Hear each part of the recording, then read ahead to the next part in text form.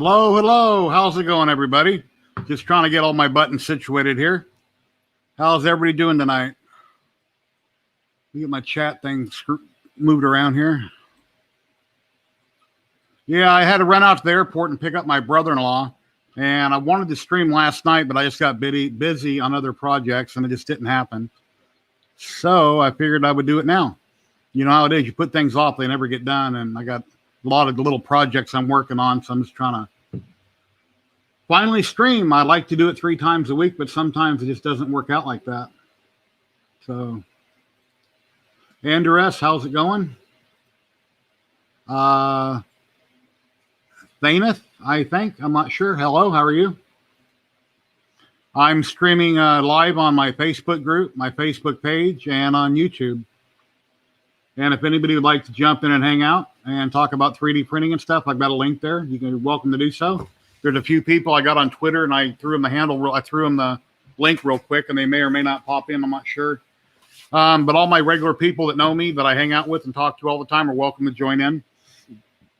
No trolls, please. We don't want to do the troll thing. I appreciate it. Anyway, yeah, my son bought me a camera ring for my light. A camera light, which is ring shape for my webcam, and I'm currently not using it. It's really bright, and I got to figure out how I'm going to position it. So I've got my box light on above me, aiming down on me, and then the room around me is dark. So anyway, yeah, if you guys seen, I just put out a Ghostbuster video on some projects I'm working on, my Ghostbuster car, and here's one of the 4 doors for it, which is pretty good size. Here's the back door, and I've got, obviously 4 tires, so they're pretty good size. Look like big old donuts. So, and I got my Hypercube right now is printing part of the car, which will be done eventually. Hopefully tomorrow it'll be done. Then I got to start the back half, and that's just the Hypercube said it's going to take 10 days. I hope it doesn't take 10 days to print the back half. So, yeah, I get tired daily all the time, Andrew, and I drink Monsters occasionally, and I shouldn't, but I don't know why. I just feel zonked constantly. I'm feeling zonked. I wake up and drink some decaf or whatever. I quit drinking a caffeinated coffee. Sean Butler, how's it going? So that's about it. Oh, yeah, here's a grill to the Ghostbuster car that I'm doing at 250%. Originally, half of the model, was like right here. But if I printed it in this orientation, I'd have a million supports under here. So I threw it in that fab and I whacked it off. And then I'm printing another half, and then I'll glue them back on and putty them, etc. But they'll be pretty good size. And when I get done, lights are going to work and all that stuff. Hopefully I can do a good job on it. I know my friend Matthew Nicholas is doing it also at 250%. And he's, way far beyond me, and his skill level is probably way above mine, but I'll do my best on it, and we'll see how it comes out. So, and then Walton Harris is resin printing it, I believe, at 100%. Walton, because he has a Phenon, I believe it is the printer he has. He's printing on a Phenon. So what's everybody working on today? What's everybody got going on?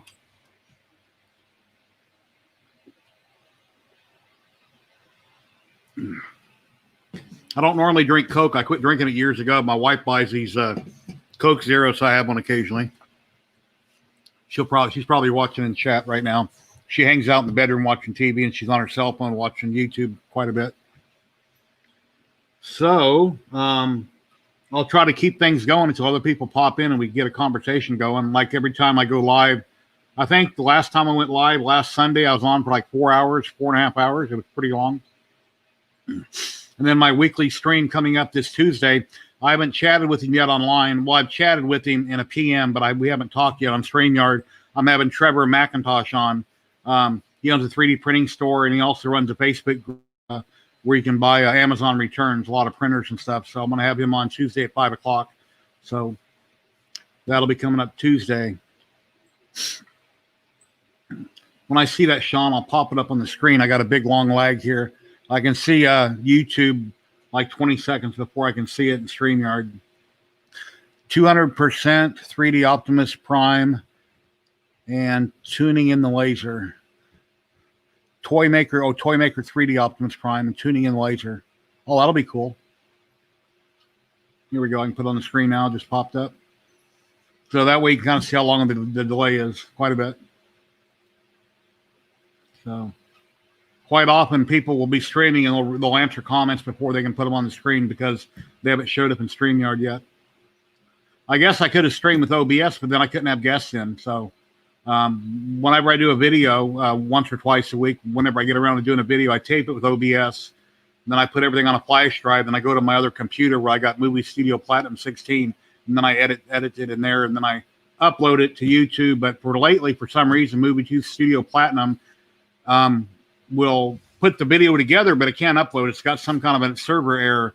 So then I got to save it to my hard drive, go to my YouTube channel and upload it manually, which is a lot faster. So I don't know why I've been having that trouble lately. Usually I can upload it from Movie Studio.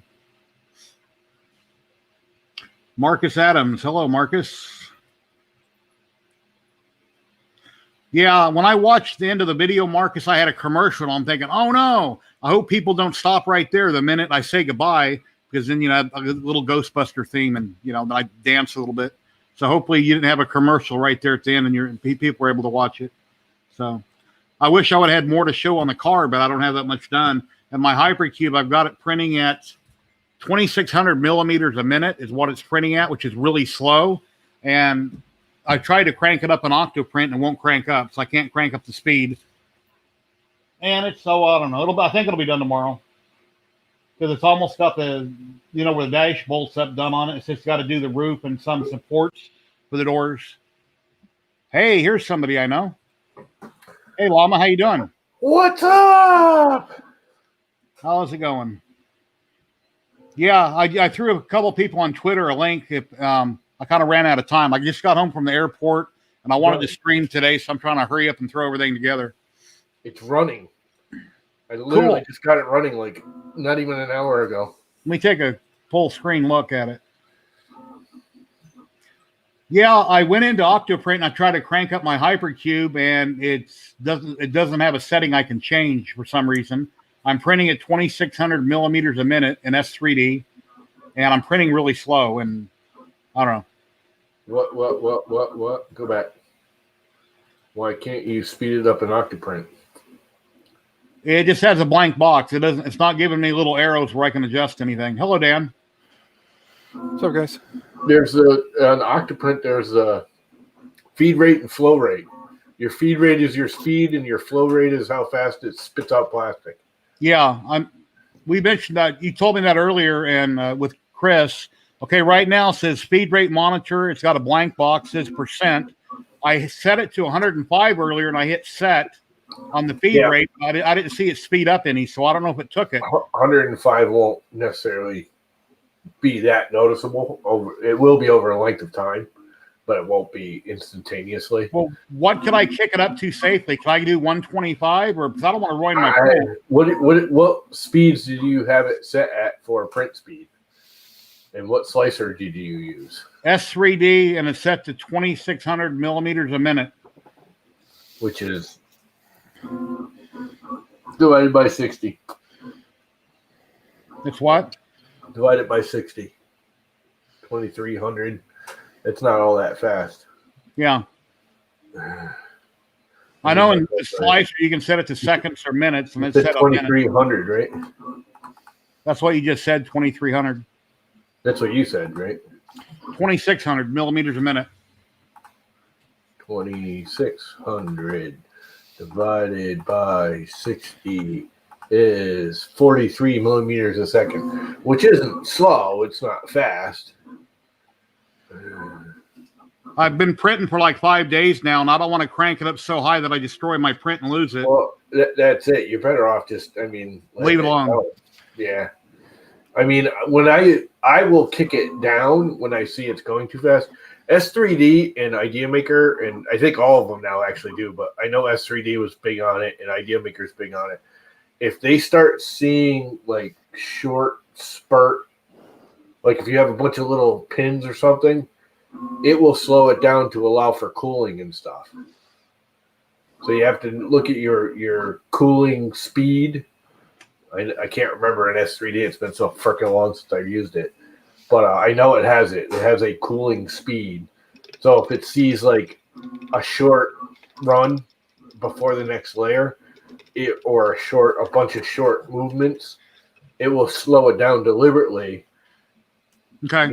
To let the filament cool before it moves on to the next one. Because tomorrow, hopefully, if it's done tomorrow, when I put the other half the model in there, I'm wondering how much I can crank up the other model if it's at 2,600 millimeters a minute. First Dan off, went to Walmart. huh? I said Dan went to Walmart. Oh, That's Somewhere. Walmart IPA. No, I think it was actually Dollar General, which is like the little Really? dollar store in the area. I think so. Yeah. I'll double check. Give me a second. Oh no, Yeah, that's not. It looks just like the Walmart label. Yeah, it's members mark. I believe I got it. No, I got it from the local grocery store. That's where I got it. They may get it. I mean, it's members mark. It's 91. Mail order 70%, but I can't get 91 anywhere around here. So look what I paid for that. Look. $3.99. Are you out of your mind? $3.99. Yeah, I know. That's kind of what I was thinking. When I remember it used to be $1.75 at Walmart. I remember when you could get the big bottle like that for 99 cents. You know, when I'm younger than you, Lana. I mean, recently. Yeah, well, no, not recently. I've got that Joel thing stuck in my head. Whenever I go anywhere, somebody says something like, "Are you out of your mind? $3.99 or whatever." You know. Yeah, exactly. It's like whatever the 99. Are you out of your mind? Yeah. Yeah. It's like, thanks, Joel, for ruining that for us. I finally broke down and got a damn deburring tool so that those things are awesome, weren't they? I broke down and got it. I got the tool and a 10-pack. Yeah, I did too. But they're only good for inside edges. I bought one thinking I could use them outside of my bases for my models, and I can't. It's only good for inside edges. Yeah, you got to play around. I'll figure it out. You got to play around with it, but you can use them for the outside. It ain't easy. The other thing, it kind of cuts in. The blades are all set for left-handed or for right-handed too. So if you're left-handed, it like over digs. That's why I'm a lefty. Yeah, I'm guilty of being a lefty. Yep, that's why you're having a hard time. Because if you look at the blade, it's not an even point. It's actually an off-kilter point. One side is shallower cut than the other, or at least most of them are. And they're made for right-handed. You can actually get left-handed blades for them. Hey, Betty Boop, how you doing? Hi, Betty Boop. They're so worth it. Betty Boop 45 plus 1. They're right-handed or left-handed. Actually, I think this is my. Yeah, this one's a right-handed one. If you look really close, the ball is on one side. Yeah. And that does it. And if you're left-handed, the ball ends up on the wrong side and you're over digging. Okay. They actually make left-handed blades for them. They're kind of pricey. They end up being like $15 for a set of 10 of them instead of like $1.99. I think I paid $8 for this thing with like 20 different blades. $1.99. Are you out of your mind? Yeah, I was gonna say I can tell you that I didn't pay that much for this one because this is the plastic handle. Yeah, this is a nice aluminum handle. Yeah, this one's plastic and it came with a 10. It came with a blade and then I think it's a 10-pack here. Yeah, and a 10-pack. Right? Yeah, they're all the same length. Everything's the same. Mine came with a 10-pack of this basic same blade. And then there's like some specialty blades. Some of them with weird teeth in them and crap. I have no idea what they're for. I have this one's not a clue what the differences are. There is a 10-pack of the basic everyday bit. Oh, I also broke down and bought a kit with the heat sinks for all the different like Raspberry Pis and stuff. Really? Yeah, because Vince informed me that the 2 Raspberry Pis that I have acquired from him don't have heat sinks and they're going to need them. So I went on there and looked on Amazon and I found that kit of it's 100 heat sinks for the Raspberry Pis of different sizes. And it was only running at 82 degrees right now. 82 degrees isn't bad, but that's Fahrenheit. Yeah. I mean that's not bad. Yeah, I got one of those. Yeah. Hey, everything else is 60s. Yeah. I mean, it's cold in here. It's 65 degrees in here, too. Jerry, I want to share my screen just for a minute here. I want to show you guys something. It's, as far as I know, this is not 3D printed. I haven't been able to find the STL anywhere, but a buddy of mine shared this and I saw it and I was like, I want to show you guys because that's awesome. It's Godzilla with Cookie Monster's head and Grover on the tail. Somebody probably Grover on the tail. That's cool. They just haven't sold or shared the file. Yeah, that's what I'm saying. Like it's a pretty awesome file. But that. yeah, it's Godzilla's body with Cookie Monster's head, and then Grover's head is on the end of the tail. Why am I thinking that was done with one of them pens? It almost looks like it's pen art. Yeah, no, it looks like a toy. I did a Google search. We were sitting there earlier on my stream, and we did a Google search for it, and you can find similar toys like this, but you can't seem to find any kind of a STL file anywhere. So hopefully, if it is somebody designed it and put it out there, hopefully it'll surface sometime, because that would be an awesome file. Not gonna lie, I would print that. Sam's Club. We have a Sam's Club. I don't remember Maker's Mark, but Sam's Club here Yeah. turned into DJs because they're a conglomerate. Mutual. Yeah, I don't know. All I know is I got it actually from like the little store that my wife works at. So they had it on the shelf along with some peroxide as well. So I had to get some peroxide for my one daughter has an ear infection, so you put a little peroxide in the ear and let it fizzle all the nasty shit out. Hey, Llama, do you think there's a safe speed that I can crank up the next file on my Hypercube without killing the print or having to change other settings? What printer is it? My Hypercube Evo. Oh, you should be able to do. What do you got for an extruder on it? Is it a flying extruder or direct drive? Titan clone. What do you got for a motor? A pancake or a full size? They're all full size. They're full size, so it's pretty heavy. Yeah. I wouldn't go much above like 60 or 70 millimeters a second. Okay. You do know you can convert S3D to millimeters a second. Yes. Millimeters a minute. Yeah. I just got to convert it to see what it comes out to be. Well, you can do it in S3D and just be done with it and never go to the millimeters a minute crap again. Because that was one of the stupid things they did. I used to have it set like everybody else does, millimeters a second, and then I looked at it when I sliced this other model and it's set to millimeters a minute. I just need to change it back so I can, figure it out. Where's Sergio? Look, Sergio, I got both. This will piss him off. Let me go hit him up on Twitter and. Where's Sergio? Yeah, I'm not sure where Sergio is. Sergio's a Coke fan, and I'm gonna finish the Coke and go to Pepsi. Sergio's a big Coke fan. He hates Pepsi, I guess, or some freaking thing. We were having that laugh the other day. So the only thing that didn't come for fans today was the part cooling fan, which was supposed to come today, and it never did. Amazon still says it's going to be delivered by 8 o'clock tonight, and it's now 8:30. Yeah, it's once it gets past the time that mail is going to be delivered to my house, I don't ever expect it. I just expect to get the alert saying that it was we're sorry, we'll delayed. Yeah, it was delayed till this day type thing. But I don't care because I got the hot end fan, which is all I really needed anyways. The part cooling fan, when I sliced it, I just kicked the cooling down to like 25-30%, where it's a 5 volt instead of a 12 volt. I think I'm over juicing a little bit still, but that's all right. It's running quiet. Those fans are quiet. They're way quieter than the Nocturus too. What the hell brand were they? I'm gonna get more of those. I think they're the 20 millimeter wides, not the 10, and they were cheap. I actually got 2 different brands and compared them. And one of them's a little louder, but pushes a lot more air, and it's still fairly quiet. So I put it on there. I've got 40-20s on most of my printers, a thicker Nocturus. I was always told that heat creep. Because the 4010s, the Nocturus are too slow. But if you go to the 4020, they're fast. There's plenty of airflow, even though they're moving slower, because they're pushing more air with a larger blade. But I've pretty much gone to all 4020s for all of mine. And I hate the Noctura Black more than anything. I mean, the Noctura Brown. And I bought these. These were $8. Yeah, normally I pay like $15 for the Nocturas. Yeah. One of these, whatever brand they are, they're just cheap Amazon-y ones. This one's quieter. It doesn't push as much air. These are a little bit louder. I got 2 of these for $8. I got 1 of these for $7.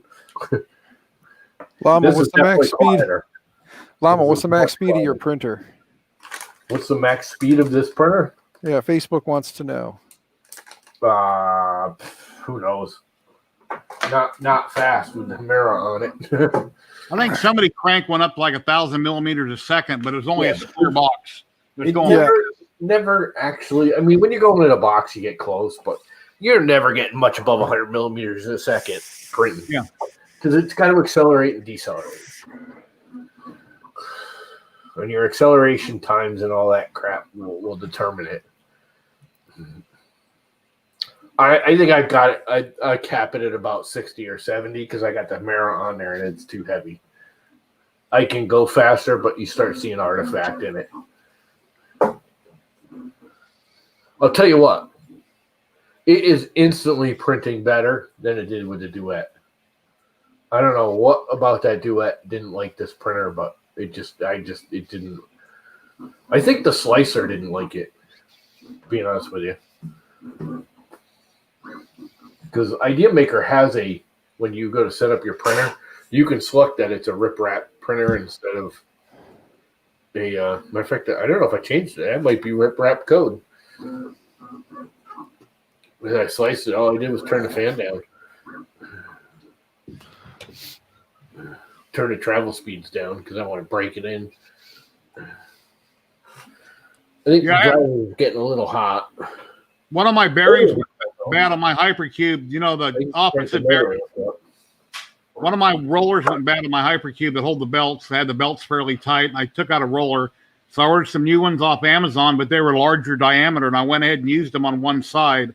And since they're not on the motor pulley side, it's not really going to affect its access. But I should have done the other side also. Anyway, every so often, if you do both of them on the side of a rail, it doesn't matter.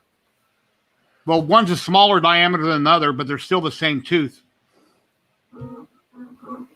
How are they the same tooth and be a smaller diameter? Well, the belts. You talking about the idlers? Yes. Or the actual pulleys? Not the pulleys on the motors, on the steppers. Just the free-running idlers. Yeah. They don't matter then. That's what I was figuring. But I have two more that came in the pack of 5. I should have done both sides, but I didn't realize they were a different diameter.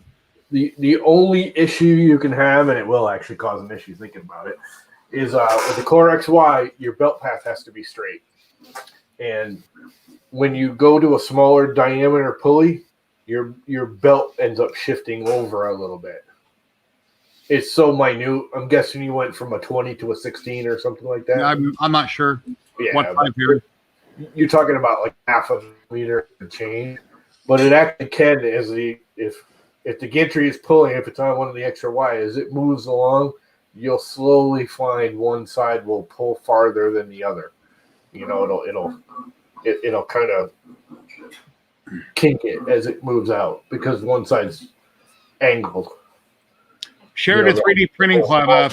Thank you, Facebook user.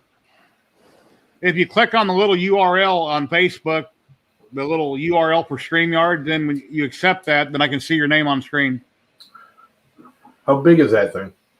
445, 400, 400, 500.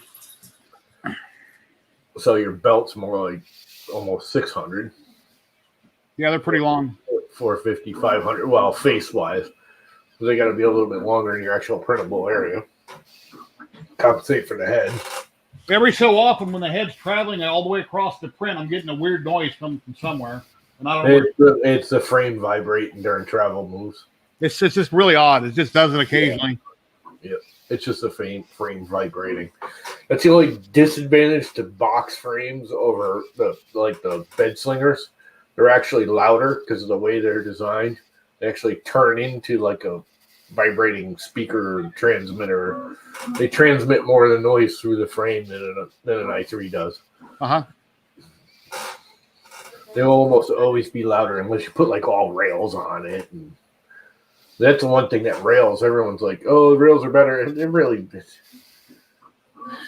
for what we're doing, going to linear rails isn't all that important. Other than they are quieter, even the wheels, I think. Depending on what, if you get good ones or not. There's a Butreon.com. I haven't said anything wrong yet, Mr. Buttram. You're perfect time. I'm about ready to say something. Mr. Buttram, Mr. Buttram, how you doing? He's probably said like 10 things wrong, but nobody's corrected him. So don't let him fool you. I have not said anything wrong. I haven't seen Mr. Buttram in a stream in a long time. Is he still streaming or what? Yeah. So. He was on a few of Work Hockey streams a little while back. Okay. Yeah. Yeah, he pops in for a little bit when he's got time here and there. Hop in for 5 minutes, Mr. Buttram. No more Buttrion.com. I know they canceled it. They couldn't pay for it. No, I just shared a link if anybody wants to jump in and chat. Oh. Let's just talk about hobby type stuff, nothing politics or anything else. Yep. We can talk about stickers. Yep. Yeah. Yeah, I just mailed two of them off to China yesterday morning. G-Tech, my rep, I told her I'd send her a couple. The address was like 1,000,000 miles long. Yep. Yeah. Guangzhou Gongzhou city of Zizuzasa Sengsowa. You can hang out for 10 or 15 minutes, Mr. Buttram, couldn't you? Now somebody's going to say I'm racist or something. I was going to say, Llama, could you have been a little less, little less on the line there? Less accurate? I was just thinking, Hey, it is what it is. It is the truth. It is factual.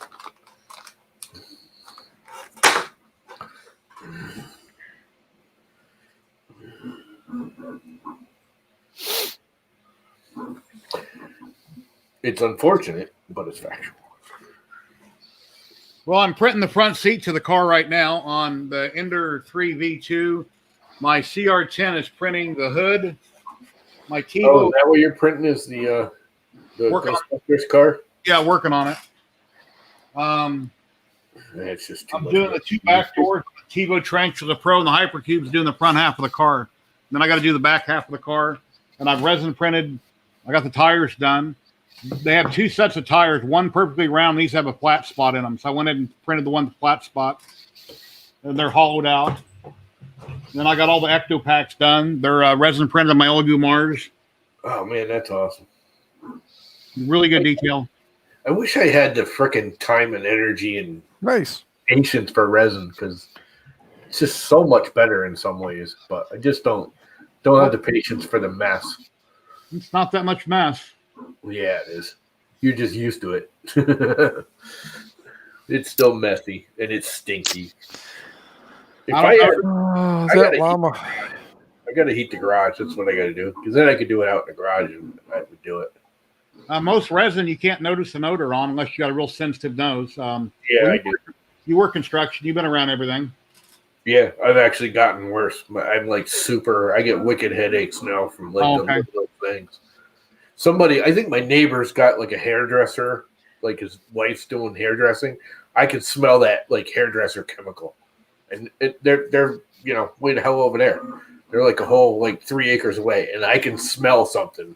That's the only thing I can think of because it started when they moved in. They just moved in like 3 months ago, and it started then, and I can smell that sicky, sweet like hairspray burning crap all the time. Well, a lot of resins are getting stronger and stronger, Mr. B. People have to mix different chemicals together, but it's getting a lot better. Yeah, I wouldn't do functionals out of. Depends how strong we're talking about. Depending on what it is. I would still do structurals out of this, but I can't believe how nice that's coming out on that 0.8 nozzle. That's a 0.8 nozzle it's printing right now. Here, I'll close up you. Yeah, you can't really see it because the frame's in the way. That's a what again? What kind of nozzle is that? 0.8. Oh, okay. I wasn't sure if Llama was going to say 0.8 again because he said 0.8 like 5 times. I know. That's why I didn't. And I was just staring at you. You can't see. I was giving you the stink eye because this freaking logo. I was just waiting for it. I was waiting for 0.8, 0.8, 0.8. I was waiting to hear it one more time so I could just. Nope. I knew what you were doing, and I wasn't letting you get away with it. Here he is. Hey, Graybeard, how you doing? Hey, Graybeard, what is going on, good sir? Thank you for joining us. Is that worse or better or? I don't know. That's too much. It's definitely making you match the wall behind you. Here, turn some of these down. Nice to meet you. How you doing? Hey, great to meet you, Jerry. Doing okay? It's been a crazy week. Yeah, I got too busy yesterday and this, that, and other. Here's somebody else dropping in. No, there's nobody here. How you doing? I gotta go. Bye, guys. Doing good. Yeah. Dan, don't you start. Oh, Or I'll come there and tickle you. I gotta Look, move it's my running, camera a little bit now. Chris, it's running. I saw that on the Twitterverse.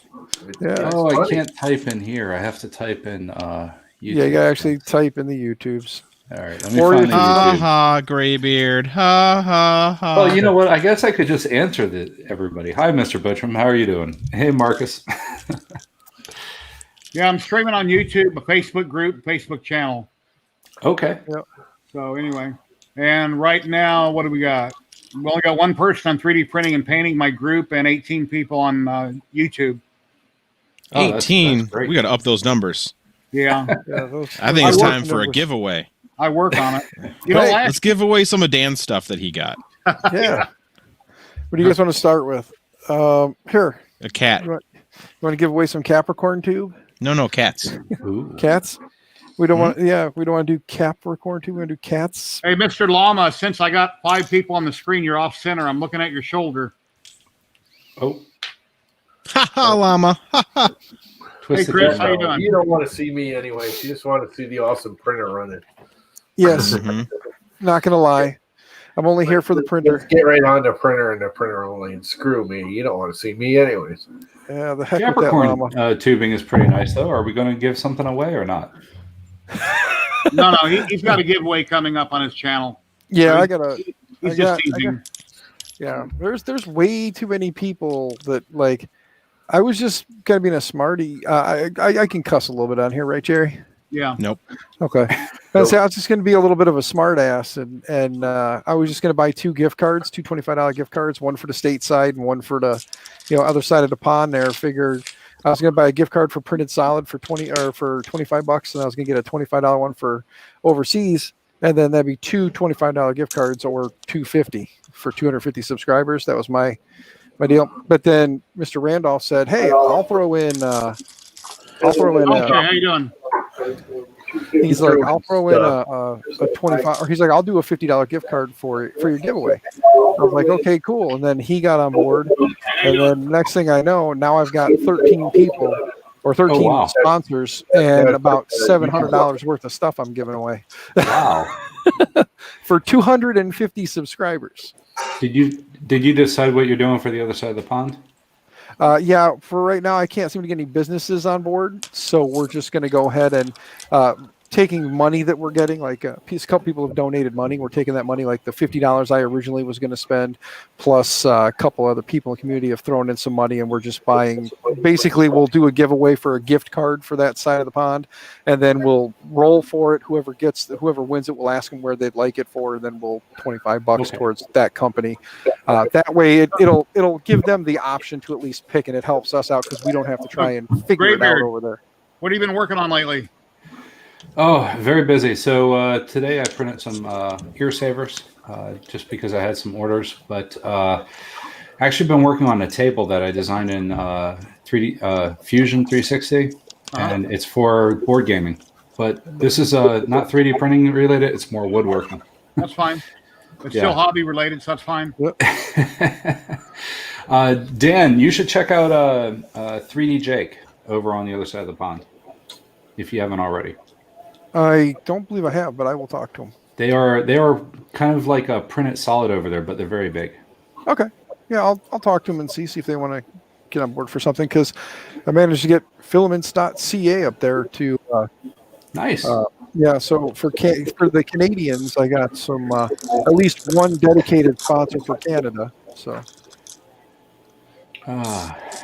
what's up, Sashi? Nice to meet you. Same here. Thank you. I'm just checking out what everybody has going on in the background. The super cool stuff. Well, here, that's what you want to see. Just 2 Ender 3s over there. That's it for printers that I have that are up and functioning right now. Wonder if I can share my. You can share it, and I can click it on. All right, let me see if I can share my woodworking. In England, that used to do or still does, I think, but I haven't seen him in a while. Used to do Is the that Jason sample Bourne? kits. Like Jason. that hell's his name? That angry war cocky, is that resin? No, that is PLA. FDM. Yeah. That's smooth as hell. That's Yeah. It's that Jesse Yeah. PLA from Printed Solid. Solid. Prints like butter. Let me full screen Yeah. it for a minute, more cocky. Uh-oh, Yeah. I'm in trouble. There you go. That looks Yeah. great. Look at that. Yeah. that's It's Jason. He's What my is it, buddy. like 150% scale? More than that. It's I think it They was said- almost 200%. Wow. Okay. Very nice. Yeah. Sashi, if you want to learn how to dial in your profiles and stuff, go watch Chris's videos. No, you go to Graybeard. That is your profile guy. Yeah. Yeah. Either one of those two guys down there, next to you, either one of them two guys, go talk to Or them. Llama. Only if you want to learn how to print with blue tape. If you need to learn how to print And with set blue things tape, on fire. I got a Nothing's question. on fire. Nothing's burning yet. Who can help me out with this? See how hot it is. So see this mask, Watch it, right? temperature. Yeah. yeah. 72 All right, degrees. so I gotta put these two parts on there, and I don't want to screw it in or glue it on with. But it just kind of sits like this. Velcro and magnets. Velcro. and Yeah. Magnets would be cool. Yeah. Magnets work. Magnet. If it interlocks, you can have magnets and have Velcro for a flap, so you kind of pull it back and let it flip down. Well, it just kind of sits on like. If it's just goes gonna sit together, yeah, I would drill in and glue in some magnets. Print out a little plate. If it's flush, print out a little plate like a license plate and glue it to one half like this, and then put a magnet in it. And have you know, oh, I can show you. I got another helmet. Okay. Yeah. Magnet that bit. Magnet will do. Yeah. Magnets are always a good choice when you want to be able to quickly separate. Then I gotta get these. See what I got here? You can print Yeah. these little tabs out off Thingiverse. There's one on the inside. And then I got Velcro. Oops. I don't pull it apart. Then when I line it up, they just snap together. I put it on my head like that, and then it goes in, snaps together. Okay. Thank you very much. Yep. That's not working. Yeah. Magnets in helmets and armor. Magnets are always a good thing. Yeah. Unless you got a metal plate in your head, then Yeah. Yeah. Yeah. Rare earth magnets. Yeah. You might want to be careful with magnet with well, if you got a metal plate in your head, then you only got to put the magnets on the part, not necessarily on Magnets both don't work parts. with the metal plates. All the Oh, plates in my head that's- are stainless steel. Magnets don't bother them. hey Yeah, now, but stainless every steel now is and then- magnetic. Hey, Chris, what kind of filament was that? Marcus wants to know. That is Jesse Marble. PLA. Yeah. Good old printed solids, Mr. David Randolph. Yeah, he has a pretty cool So you get setup up there. Yeah, it's Yeah. got marbling in it. Oh, that Yeah. looks sharp. That Yeah, looks and like a look really at good print. the. You know it's Way. FDM. You can see that it's FDM, but I mean, it's just so well printed that like the layers aren't in your face. You know what I mean? Like, Stop kissing up to war cocky. hey, you know what? You're just jealous. I ain't gonna kiss up to you, llama. Yeah, llama burger. Nobody ever kisses up to me. All right, Graybeard, you got the floor. Okay, cool. Yeah, so this is kind of like the woodworking I'm doing that I modeled it in Fusion 360. So I have to plane the boards. It's some oak boards. Just getting them all nice and flat. That is hardwood. Yes, it is. You'll see a picture about that. So it burned up a little bit there because my Yeah. saw was not making it through. I've worked with oak before, and that is a treat. Yeah. Believe it or not, you know how you prevent that if you ever go to do it again? Set it on fire first. First, have a sharp blade, but Well, the blade probably could be spray it with better. WD-40 before you start cutting. Really? Yep, will prevent Oh, all that's of very. that. That's why Okay. to get it lubricated first, right? Yep. Yep, exactly. So these are wow. essentially the 4 skirts of the table, and then I got them all cut down and planed, and then I loaded up a dado for the first time I've ever tried a dado, and one of the blades seems a little short, which is why that line is there, but it's cutting those tongues out of it, called tenons, and you can kind of see the legs sitting on the floor. They still have to be mitered out, but yeah, it's been an exciting project. Looks cool. Yeah, it's my first woodworking experience thing here, so we'll see how it goes. Yeah, did you buy like a table saw, dovetail cutter or something for the dado? I have a table saw, so it's in this picture here. Yeah, you it's can got the see 2 blades that intersect, so that way it makes a. Yeah, cut. it's really wide. Yeah, I bought they make a table saw adapter that makes those cuts for you. So you'd put the one way in, put the other way in, and then grab the other board, and it already makes the cut like perfect for you. I use them for dovetails. Okay, that's pretty cool. Yeah, they're like $100. You can get them on Amazon if you look for them. Just look for dovetail jig for table saws. Pretty universal. Yeah. It makes it. It's like cheating. You don't have to measure. You just cut the wood one way, and then when you want the piece to intersect and clamp the other side, you just grab the board, flip it the opposite direction, and cut it the opposite way, and then they match. Ah, that's cool. But yeah, so that's what I kind of did today. Impressive. Oh, thanks. You have any other pictures? You want me to pull it? Yeah, it's all good. Thank you, Jerry. All right. I was going to say it's a shame you guys don't all live closer to me, because the school that I work at, every Wednesday is a remote learning or e-learning day for the kids. So there's no kids in the building. And as a way to kind of help chime up some community and get more community involvement going with the school, what they've decided to do is they're now doing food truck Wednesdays.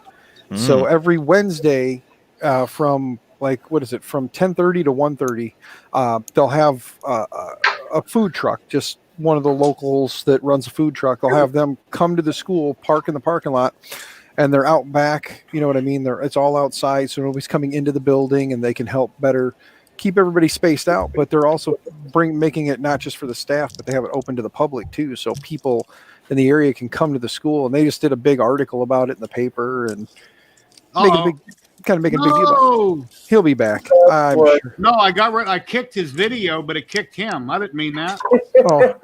He should come back. As long as you didn't ban him, he should be able to come back. No, I just kicked his other stream, and it kicked him. Come back. Yeah, Come back to me. There he is. Yeah. Yep. Sorry about that. Graybeard's like, you don't like me? Fine. I'll take my. I had your video on my side, and I kicked that to remove it, but it kicked you. I didn't mean to do that. He's gonna pack up his Legos and go home.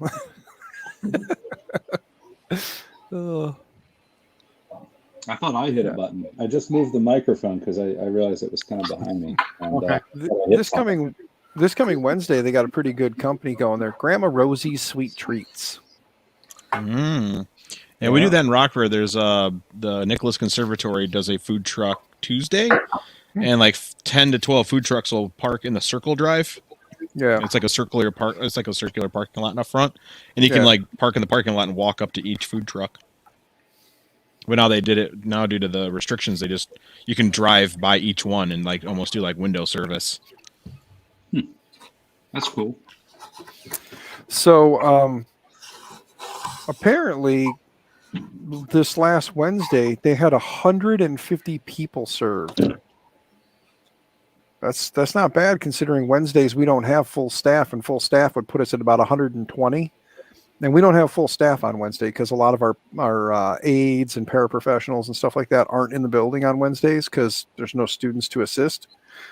So we're usually about half staff, which means a lot of the public must have come out and enjoyed a food truck lunch.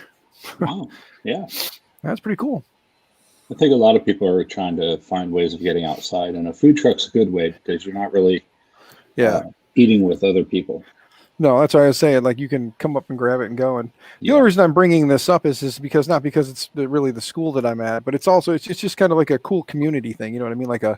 So maybe by saying something, maybe you guys can mention it to your areas, and maybe it becomes something. There's my there. food truck for today. Except for Chris. Today was the trout opener, and I used those 3D printed. They use those lures Your that orange- I had been making. your orange pellet lures. We caught our limit. Yeah, I was gonna say, it no, kind of looks like, based on what I see there, it looks like that's somebody's limit because you're only allowed what, 5? You're allowed 6? 5 each, yeah. So that's me and Kevin's limit for the day. Yeah. So there you go. So that's our food truck style. Show up for Yeah. trout opener, get your 10 fish with 5 fish each, and then walk out before the rest of the people show up. What kind of bait are you using? Are you using lures? I make my own handmade spinners. So I've been working on them for the last month on stream, perfecting the process. And all right, now I'm hand tying some trebles right now. I gotta go So Any 3D printing involved? yeah, so I 3D printed these fluid beds to aerate the powder coat powder. Yeah. It's pretty awesome. It makes the powder act like a liquid, so when I go to powder coat them, the coats very evenly and thinly. And I also bought some brass fill, and I'm trying to print bodies out of brass, but the protopasta one's not dense enough, so I ordered some color fab, which is over twice the density. Yeah, I meant for fishing though. Are you making lures with the 3D printer? Yeah. That's what I was doing. I bought the color fab brass fill to print the brass bodies for the lures. Oh, okay. Yeah, except I bought protopasta first, but it's only 2.3 or 2.5 grams per cubic centimeter. The color fab is 5.6 grams per cubic centimeter. So Lost Llama. yeah, he said he was heading out for a second. Oh, okay. Yeah. And then I 3D printed these fluid beds, and it aerates the powder for powder coating them. So when I powder coat them, they come out nice and even and pretty. Yeah, last week you were on doing that, and I went and checked the mail, and I took too long. When I came back, you were gone. Yeah, no, I got a phone call, so I had to disappear. He ran away. So He's yeah, like, it's been a really busy last couple weeks. Yep. Things So are picking back up, man. Sort of picking back up, and then also I'm a photographer, and I had to fill in for a wedding because one of my buddies caught COVID. So I'm behind because I had to fill in for a wedding I normally wouldn't have been at. So my planning and organization is all off. Yep.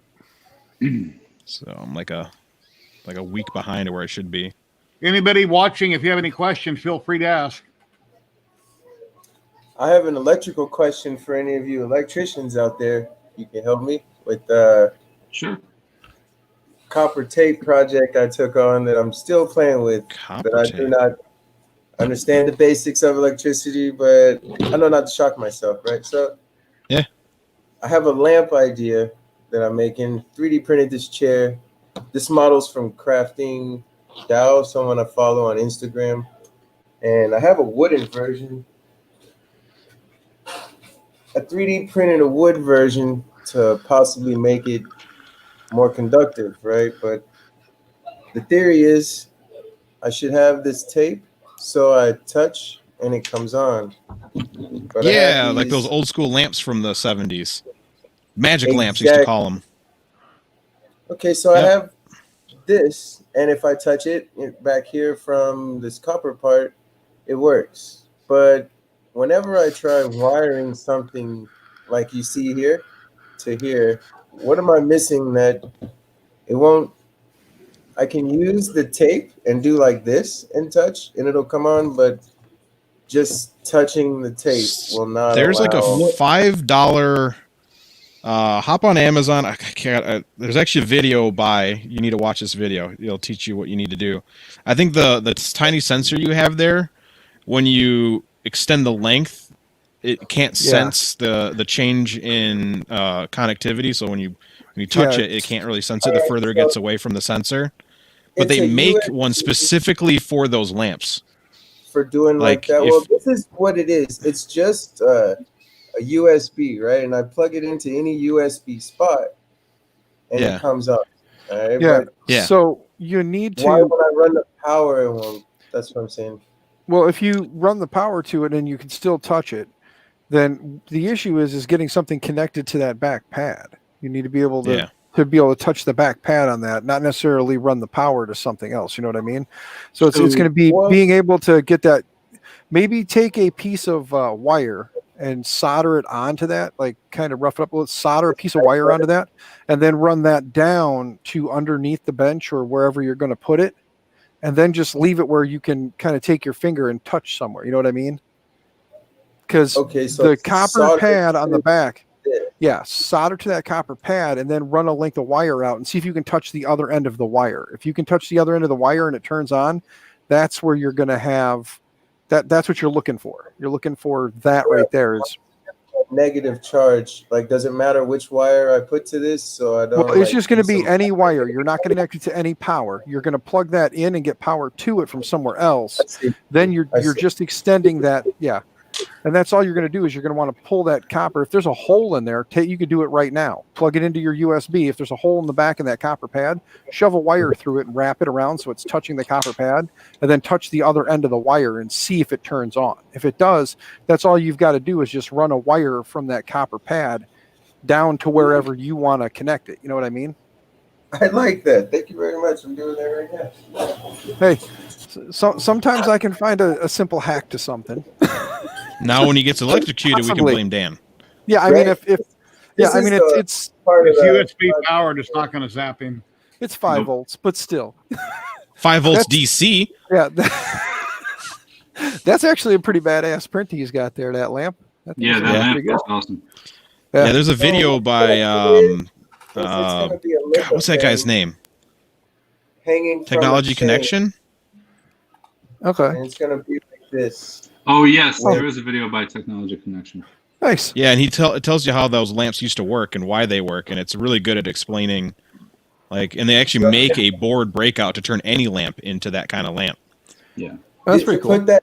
Can you link that for me so I see that video? Yeah, I'll try to find it. I'm almost done. So what's going to happen is this is going to light up with basically it's a lithophane. I use Luban 3D software, and I make these pretty cool. Yeah. The little. Yeah. Is that the same photo on each side, or did you do 4 separate photos? So I used this 3D gloop that I saw the guy from Wham Bam was using on a video. Yeah. I think we heard a 3D gloop before. 4 of them together. I give all mine away to Devin. Yeah. And I was going to say, because Devin loves her gloop. Yeah, I've still never used it. Man, you should. I can't even believe I've been trying to use other glue products, and I didn't know about it. Fairly fast. I've got a tube that's extremely runny, and in the jar it dries up fairly quick. Yeah. Oh, let me warn you, I'm on my 2nd jar in a week because I left the cap off for. I fell asleep at my desk for about 2 hours and had the cap kind of sitting sideways. And it dries. It's pretty much gone. It's like real thick and it evaporates very fast. You got to use it. Somebody's got YouTube on. I can hear feedback. Well, I got my headset on, so I can tell you. I got a headset on. Not guilty. I always use Bob Smith Industries 2-part. No, if it would focus on besides my face. Oh, no, it hates me. But yeah, Bob Smith Industries Instaset. I use 2P10 in the can. You can use it for anything, woodworking, whatever. It's got a spray activator. Spray activator. Yeah, so it was brand new a couple days ago, and you see the line right here. So I'd used it to about right here, fell asleep at the chair, and I'm now down to here. Yeah. Just the and it was sitting like that, you know. Yeah, you can't do that. Yeah, very big lesson learned right here. So I got some in the mail about a year ago, and the bottle had came open in the mail. When I got it, it dumped out in the bag and was dried up. But I sent them a picture, and they sent me a replacement right away. Yeah, sure. No, it was truly all. It's a known thing. Basically, once you open gloop, it's done. You got to use it. Yeah. All right. Yeah. Let me try that with that wire thing he was telling me. Yeah, like I was saying, it like I said, if there's a hole in there, even if there's not a hole in there, you can always try to, do something just to temporarily hold it together. Take a clothespin or something and just squeeze it on there to hold it together, and then just tap the wire. You know what I mean? Tap the end of the wire and see if it comes on. Hey, Ben Brady, why don't you drop in? You haven't been on a stream in a long time. I know you got bad internet and you're on a cell phone, but you're welcome to drop in and see how it works. And if it don't work, it don't work, but at least you tried. Yeah.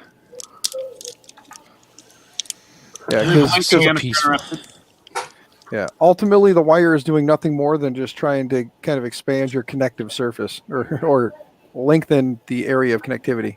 Oh my God! Thank you, bro. Thank you so much, bro. All right. It works. Did that There work? you go. Cool. Awesome. Yeah. There you go. A simple, quick little hack to make it work for you. Are you subscribed to Dan's channel, Sasha? Say that again. Are you subscribed to Dan's channel? Yeah, if you're not, right here. No, what is it? I didn't. YouTube, just search right here. I can't see anything, but I'm not on YouTube. I'm on StreamYard. I'm on StreamYard's screen. I have everything else closed. Post a link, Dan. Okay. You can see his name. Yeah, give me just a second here. I didn't Just want go it to to start. douchebag3d.com. Yeah, just so you know, the DB, they like to call me douchebag 3D. I've kind of just embraced it, Bag, you know. douchebag, whatever. Yeah. You gave yourself that name. Hey, Ben, how you doing? No, actually, I didn't. Who called me douchebag first? Probably Llama. I don't remember. It might have been. It was. But here we go. Llama's usually pretty good at just calling people Sasha, things. in Hey, the Ben. chat there, bud. Everybody putts. Yeah, Ben, we can hear you just fine, buddy. I'm glad you got a haircut. You look 1,000% better. You were looking like a homeless man for a while there. Yeah. Now, just for that, Jerry, Ben's leaving. See how you are? You finally get him on stream, and the first thing you do is pick on him. Poor guy. Poor guy. Okay. That's what he gets for finally getting a haircut. Yeah. Danger DVD. That'll teach him. Well, Danger Dan. Yeah. that's what happens when you Pick it up. cut your hair. When you don't cut your hair or shave your beard for a year, not shave and not. Yep. I almost heard some of that. Yeah, I heard part of it. Yeah, you're breaking up really bad, but we see you. I heard beard and shave and a little bit. Yeah. robot sounds. That's about what I heard too. Well, at least I'm not like Chris. Burn. Yeah. Burn. So I'm sitting here and I've got one of these HP screens. I don't know why I'm torturing myself with it, but I'm trying to install Windows 10 on it right now. Why? I should just be lining them all up and then just seeing how many of them it takes to stop a freedom seed, as I like to call them. Christy said hello, everybody. Tell her we said hi. Yeah, Hi. Alma, I had to do a return on a Nock 2. I had die on me under warranty, and I think they're over in Timbuktu. I forget where they're located, but they sent me a replacement. I had to My send them internet sucks here. I had to send them a picture of a broken blade on the Nock 2 that I had. They wanted to bust off a blade, send them a picture, and they sent me a replacement. That way they knew I wasn't pulling their leg. You know what you do there, Jerry? Yeah, not sure it's good about that. They got a lifetime warranty on those. All you got to do is you get another fan and you pop off the blades, snap one, stick it on, and be like, here you go. And then you just take it and just swap it out or swap it out for a good one. Yeah, those Noctua blades have their own look, though. It's Yeah. Well, that's what I'm pretty saying. characteristic. Yeah, the Noctua ones have that little sweep to them to kind of help. Oh, dude, you know how many free Noctuas I would have? Because I have a bunch that I don't use anymore. I just snap a bunch of blades, just ask for brand new ones. We lost you, Ben. Thank you for stopping by. You're welcome to drop back in whenever you want. Yeah, But Ben. personally, if I lived somewhere with bad internet, I would move just because of my internet. Yeah. I kind of concur with you there. Yeah. I can live without TV and all kinds of things. Which but- way is the house facing? And the internet are the two most important things. You know, the Yeah. Are sun- you a millennial, Mr. Llama? I just Can't wish live that my without your roof- internet? I wish the roof of my house was north and south. And it faces east and west instead. So like there's no chance of throwing solar up on my roof and actually getting good sun all day long. Actually, Yeah.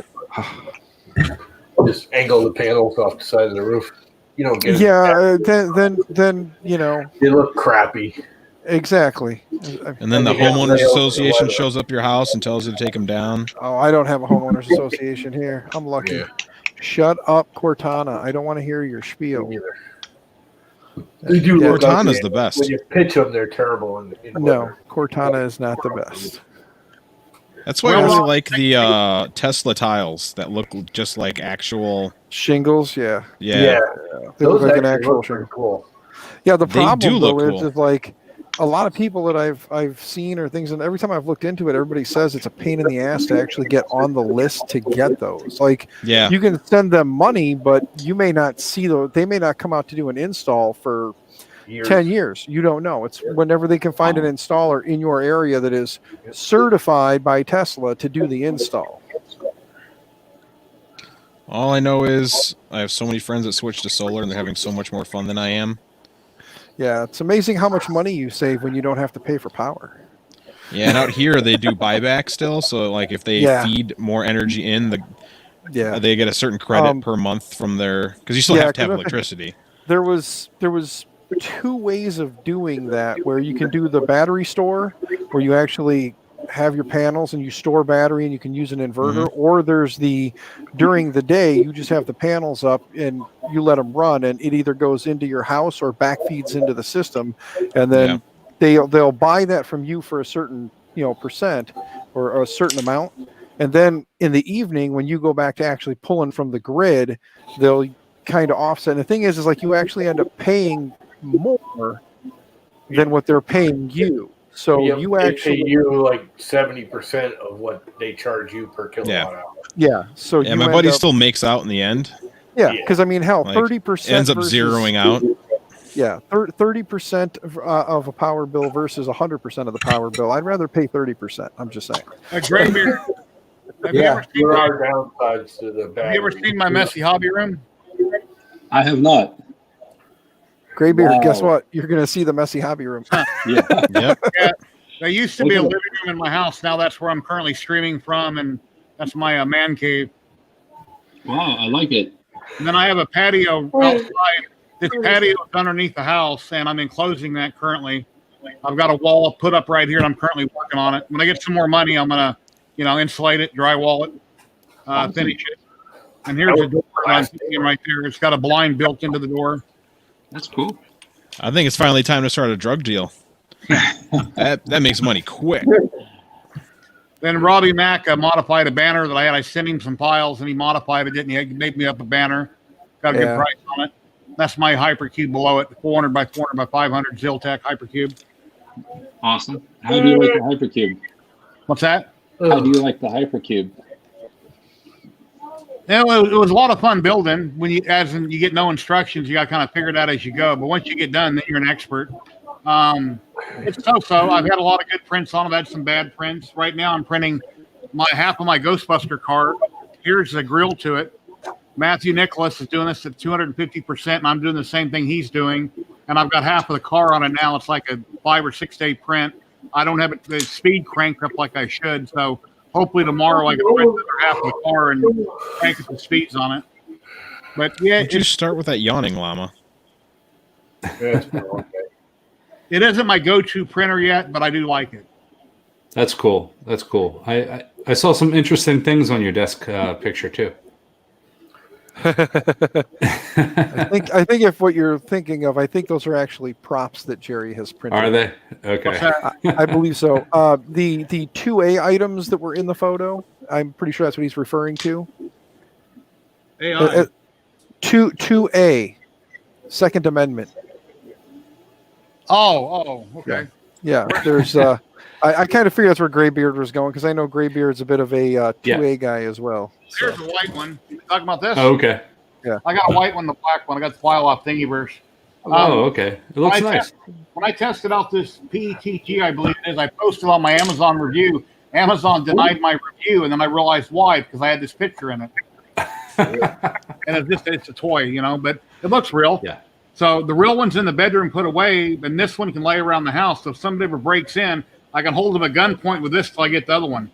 Okay. You know, depending on how Walk well, into my bedroom with me. Yeah. Now stand right there as I go into my cabinet and grab something, and they're like, "Oh my god, this turned into the worst robbery ever." If Matthew Unless you're Nicholas, John Mack, then that was the best robbery ever. Matthew Nicholas is working on the Ghostbuster car. Here's his picture right here. I still have it on my computer, and that's at 250%. That thing is a monster. wow, that looks awesome. Yeah. I'm weeks behind him, but that's what I'm currently working on also. But I'll try to, he does such awesome work with everything in his shop. I will try to, you know, make mine as nice as his, but I doubt that I will get there, but I'll try. But yeah, great work. So what's that pink stuff on the car? Body, Filler? body filler, yeah. Okay. And here's That's my what favorite filler for 3D prints, Bondo. This is off of Colt 3D. It's only $10 for the file. It's got a detailed PDF that comes with it on everything you got to do and, you know, how to wire everything up. But that's from the designer there. I don't have the talent to do those paint jobs. Yeah, no. It's not my skill. Not with that attitude, you don't. Graybeard's skill is just finding the right color PLA and printing it in that, and that's why he's got his collection behind him. You can paint that with rattle can. You know, you can rattle can that and then detail it, get it dirty, and, you know, clear coat it. I can screw up rattle can. I'll get runs and spots and again, it's all about the attitude. You gotta think like a painter. I've tried. Attitude. He is positive he'll screw it up. I'm gonna play Eye of the Tiger as you paint, and I'm telling you, you're gonna paint so good. Yeah? Yeah. It's all about that Eye of the Tiger as you're painting. Just remember, many thin layers is better than one thick runny layer. Yeah, that's what they all say, Dan. So I had a spray cans not happening. Just get a tack, finish your first coat, stay about 12 inches, 6 to 12 inches away, go back and forth with even strokes. Don't do this, in and out. Get, you know, even just like you're painting a car fender. You know, I'm sure you painted a bicycle or motorcycle or something growing up with rattle cans. Models are no different. So I thought, okay, this is no big deal. I can do these rattle cans. And I'm like, you know, I've read the instructions. I've watched the YouTube. So I was doing polyurethane in a rattle can, and I did all my layers. I did like 50 layers. I would wait between all the layers, everything else, come back to it, do another layer as thin as possible. And when it's all done, it feels like rough as crap. It's so rough. My wife hates it. She's like, you got to sand this down and redo it. I'm like, I don't want to redo this. Probably have to wet sand it. Okay, another thing I'm not real good at. Probably just steel wool it. Again, it's all that attitude, man. You're too negative. I'm not a paint expert. You can do this. 1,000 to 1,500 grit wet sand it in between coats if possible. That way you don't have to rough. Your next finish isn't rough. But there's videos on it, and if there might be a few people in chat that answer the question on wet sanding and spraying with polyurethane. Whatever we spray polyurethane on floors and stuff, we literally not the paint guy. Put steel wool underneath it instead of paper and just run it. And it's 3D print newbie Mylan wants you to message him, PM him. 3D print newbie. Yeah, he's the one who was on last week. I got you. That's what's up. You need to instant message me. Yeah. So Llama, I just need to run over steel wool on it, huh? Yeah, I do it. We literally used to do it because I used to do floors and stuff, and we'd screw it up sometimes and do corners. And no. Palm sander. If it's a flat surface, take a real old palm sander, put like 80 grit on it, something real rough, and just take a little pillow of steel wool, stick it underneath it, and run it across it. And it it right out. Depending on how bad it is. If you're not sure, YouTube it and double check what he's saying. But just start always second guess the llama, guys. Always second guess the llama. It's always best to second guess a llama. Yeah, because you got to remember you can't trust llamas because they spit. Mm-hmm. If he was refinishing floors, that's definitely enough experience for me. You know, one thing good about YouTube, even if you watch somebody do something bad on YouTube, in the comments somebody corrected them. You can still learn the right way by reading the comments. Yeah, or just watch 10 others and somebody will get it right. Yeah. Yeah. Oh my goodness. And then we have someone like Wine Bitch Prototype who does everything. We don't talk about that person. I know. The less you talk about the person, the less people will ever go to his channel. Yep. I just literally won't go there. Yeah, but you keep talking about him. A lot of people are like, well, I want to find out what's going on over here. Yeah. Yeah. They're like, what are you talking about? I got to see this. I wish somebody would like redub it and steal it and replay it so I could watch it and see the stupid crap he says without actually having to watch his stream. I mean, you can just imagine it. You don't have to actually watch it. That's true. Yeah. Wah. Where's my tinfoil hat? Wah. He literally did wear a tinfoil hat on one of them. That was amazing. That was literally the last one of his freaking streams shows I ever watched. Was when he put the tinfoil hat on. On my YouTube video yesterday, I used a certain thumbnail, and I decided to change the thumbnail later. And when I go back over to Facebook to repost the link to my video, it's showing the first thumbnail again. And it's pre-linked. If anyone else goes to see it, they'll see the new thumbnail. It's just you because it's in your chat. Well, I deleted my cookies. I called my son, who lives across town, asked him to repost it. When he reposted it, same thing happened. Yeah. It was showing the first one. Your browser has it in the cache. If you delete your browser cache, not on my you clear the cache. Not your cookies, clear the cache. Yeah. But on my son's computer also, which is clear across town, I said, go to my YouTube channel, share this video on my page. When he did, before he posted it, it was showing the wrong picture. And I tried it today, and there's a way you can scrub your account through Facebook, and I scrubbed it, and it didn't change it. Because Matthew, that's doing the video on the Ghostbuster car, I used the same picture in my ad as him, the same thumbnail picture. I Googled pictures. I found the best, coolest looking picture. It's the same one he's using for his videos. But even though I have different words and titles, I shouldn't have done that. So after the fact, I changed it to a different angle of the same car and reposted. I just can't post it on Twitter or Facebook because it keeps showing the wrong one. Somebody jumped in. Mr. Petzl, how you doing, David? How you doing, Jared? Pretty good. How are you? I'm doing much better. Got kidney stones, man. Graybeard, you know David, right? I'm doing a lot better. I'm doing a lot better than last Saturday. Breaking your neck. Graybeard, you don't know David? I don't know if we met David. Okay. Hi, Graybeard. How are you? He designed the Pets Fang over on Thingiverse. The which one? Pets Fang. Oh, okay, cool. That's him there. Awesome. I like that one. Yeah, I know that piece of crap air duct thing that everybody uses. You look like a hunter. Look at that. Elite. You guys hunt? I don't. No. I fish. You look like a hunter.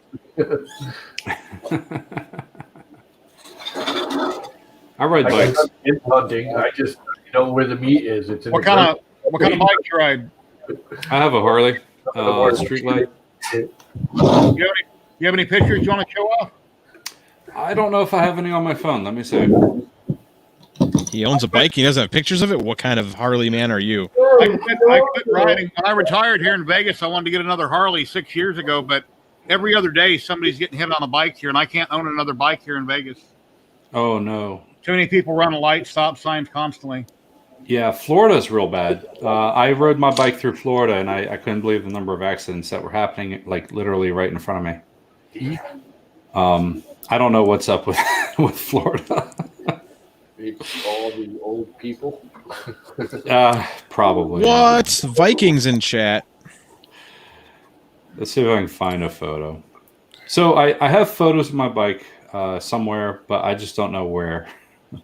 Hello, Michael. Probably in your bedroom. Oh yeah, that's probably true. Right next to the Jergens. Yeah, and the tissues. Baby. Yeah, I've got a goatee and I got a shave. I'm not clean shaven. I usually do that before I stream every week on Tuesday or Wednesday. I go and shave my head and put on a better shirt. Put on a better shirt. I got paint all over mine. Man. Don't care. Oh my goodness. Yeah, sometimes I put on 3 or 4 or 5 shirts on Tuesday or Wednesday trying to find the right one to look good on camera. I just got an old grubby blue one on right now. Graybeard, I think we have more. I think we're rated as the top city in the United States for bike trails per capita. A bunch of beardos. What city is that? Iowa City. Oh, okay. Yeah, but then you got to live in Iowa. Yeah, and then you got to live it. Hey, but I saw your trout. We've got some of the best trout streams on the planet. Yeah, it's true. Argue all you want. He's got what you want. Well, I like fishing with trout. I prefer smallmouth fishing, but Illinois is not the best smallmouth fishing either. So it's I do with what I can with what I have. You don't have some nice small farm ponds? We do, but good luck getting on them unless you are really good friends with them. I haven't run around trying to make friends with everyone with a pond yet.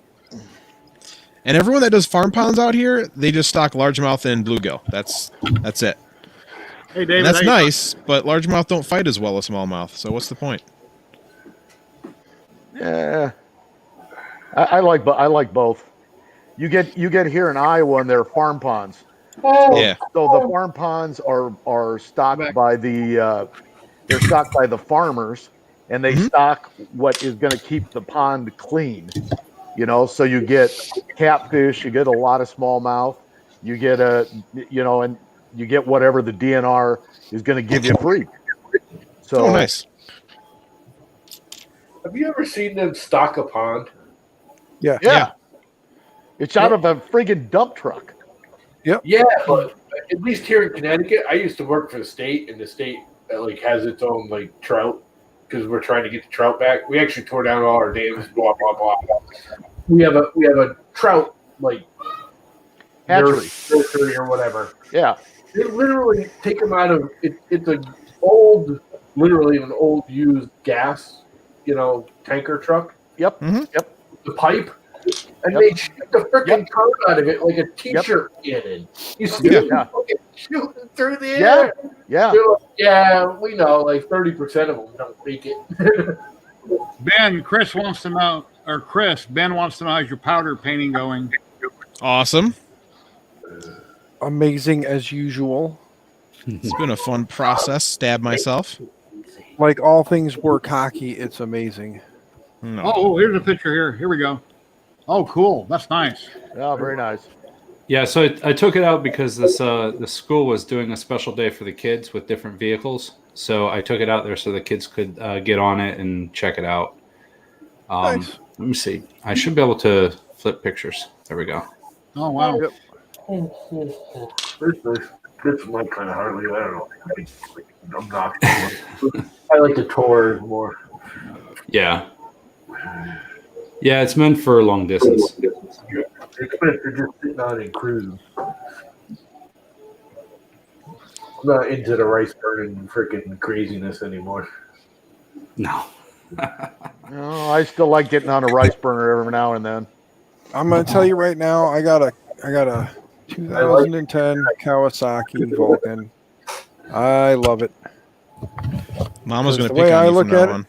I look at it this way: better to be on 2 wheels and feel the wind in your hair than standing your ass on a street corner staring at them as they go by. So, I'll be honest with you.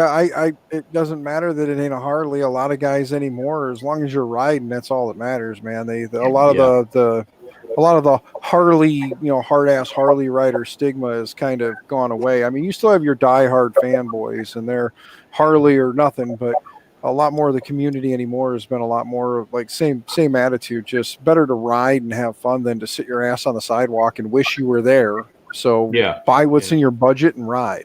So Sasha, I think you got it figured out. Yeah, it looks like my little hack worked for you there, bud. Dude, thank you very much, bro. I swear, thank you so much. Hey, not a problem, man. Yeah, Not a problem. The next comment popping in the StreamYard is going to be funny. If you already read it on YouTube, but I can see it, I'll post it. If I were going to buy a bike right now, I think I'd buy one of them new Indians. I think those things just look nice. Yeah, Hey, Tim, how you doing? Hey, Hey, what's going on, Tim? Hey, how's it going, guys? Yeah, Ben, it probably is. A lot more comfortable than a Dynaglide, yeah. Yeah, Dominic said nice post processing on that bike print. Yeah. Well, Yeah. I got this one because I wrecked the last one. So, Ouch. yeah, it happens. Yeah. It's funny as I should have a motorcycle. My dad rode them. My cousin is Ken Cagle of Cagle Harley Davidson. So I should be a bike rider. Yeah, no That kidding. You beard probably should get a be discount. braided. Yeah, My- that beard should be My braided. brand and you of should choice have other than a wood in your Harley hair. was Yamaha. Yamaha's always my favorite bikes other than the Harley that I owned. Yeah, but you gotta understand, like, even he didn't get a discount on motorcycles. Jesus. Oh, They are one of the worst companies to work for. Or cocky Even- with those little He did not have fun with that. spots on his helmet. My helmet would have an extra beard on it. What are you working on, Tim? Just I got my resin printer last night, brand new for me, and so I printed the Eiffel Tower as the first test. Yes. Nice. So I'm just getting ready to take it off and see how it looks and cure it and wash it and cure it. Yeah. Put your I was gonna gloves say, I on. remember you were putting together, so. All right. Is the build plate high enough that when you slide that off, it's not going to hit it, the print? Yes. Yep. Okay. If It's got about a 1 inch clearance there. okay. If sometimes they're not, you got to push the up button and raise them up a little higher. Yeah. No, this one's got a good 1 inch clearance. Okay.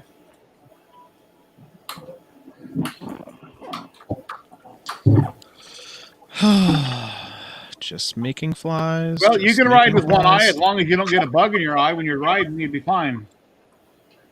Why is it the screw always falls underneath the cabinet? Why is it you Because- always drop shit, Llama?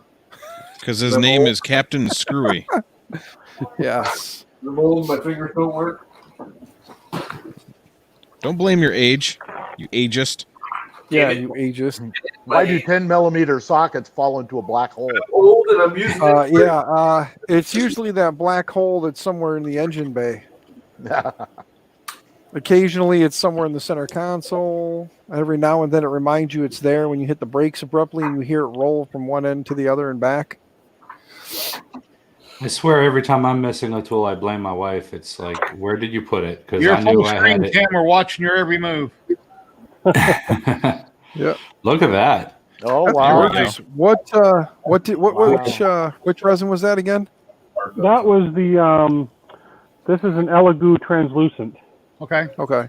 Awesome. Yeah, it's just Yeah. a clear then, right? There's no pigments in it. It's just a clear. Just clear. It almost looks like glass.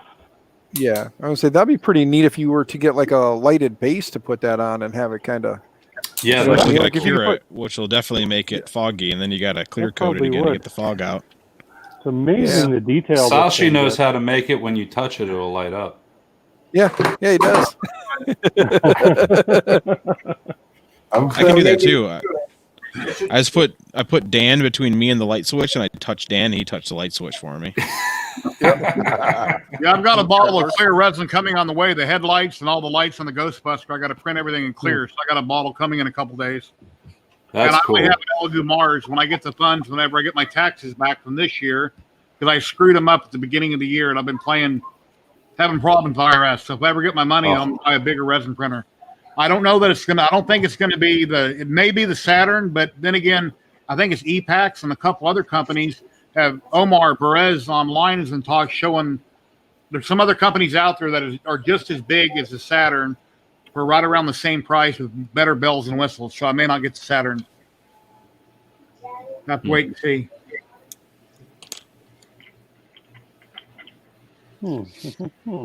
So, Sashi, you're going to take that wire then now run it underneath the bench like you've got with that copper tape, and you're able to touch it against the copper tape, and it's working for you now? Yeah, I'm trying to figure out, am I shorting something out? It's every once in a while. It's not guaranteed when I do it. I'm Okay. sure. You probably have to solder it. Yeah, solder's going to be your best bet, and it's resistance is going to be your biggest thing because that's what it's doing. And if it's just not right, you know what I mean? Like if I guess probably the closer you get to the actual wire itself, the better it would be than across the piece of copper tape, because the consistency across that piece of copper tape may not be the same. So you may run into an issue. Yeah, you might be running into an issue with just maybe a lack of quality on the tape that might be causing the issue, or it could be, how are you? I guess really any number of things. Anybody watching in chat, if you click the thumbs up, I'd really appreciate it. We've got 22 people watching. One over on Facebook, but I would really appreciate it. Another thing I'm running into, I realize, is this little TP40 something of whatever. I can't remember the name of it, but this guy right here is my charger, and it's not doing a good enough job as far as the light power that I'm getting from it, because it's only 1 amp. I'm finding out now. I realize it's cheap, as opposed to this is I'm using for my practice. This is actually a Linksys USB Wi-Fi adapter thing. Yeah, so it's a little better quality. So now I need a stronger one of. I got to figure out a stronger one of these, and it's also going to be a. That's weird, because most USB is specified at half an amp. Well, my cable, like this thing is a charger, and it won't speed charge anything. And it only, I'm saying amp, I could be wrong, but it's only going to 1. It's not doing like the full charge of a 3.0 USB. Okay, so it's doing like a 1 point something. It's instead of being like a 3 volt or a 5 volt, or 3.3 volts, it's doing like a 1 point something. Okay, so it's the volt. It meant volt. Okay, yeah. There you go. Hey, it's your volt. Okay, yeah. So you're not getting USB is 5 volt. LEDs are not necessarily coming up. Yeah. So if it's supposed to be 5 volt, if it's supposed to be taking in 5 volt from the USB, here, so that's why I'm like, okay, it's plugged into the wall, but this isn't giving me enough power. Sasha, another thought on a maybe a possible hack for you: just run the USB right up through there, right to it, and then just cut the ends off and solder those right to the pads of the light, because the light's going to be inside the lamp, right? Yeah. So just run a USB directly up. Yeah, run the USB directly up and double check which one is your positive, which one's your negative. Those are going to be the only two wires you need to connect. Just solder those, cut the end off, and solder them directly to the LED. Or if you can, just get a regular old USB extension cable and then just mount that up in the light pole, and then just slide it in and just run a USB cable up inside of it, rather than trying to go from USB to that breakout board back to USB for the LEDs. You know what I'm saying? Okay, just I got you. take that board completely out and just run straight USB. That will probably help as well. Yeah, you really shouldn't need that regulator if you're not using batteries. Yeah. Okay, I see what you mean. Well, it was going to also be a cell phone charger edition too. Okay. Well, you could do that. Yeah, you could still do that. Just run the 5 volts.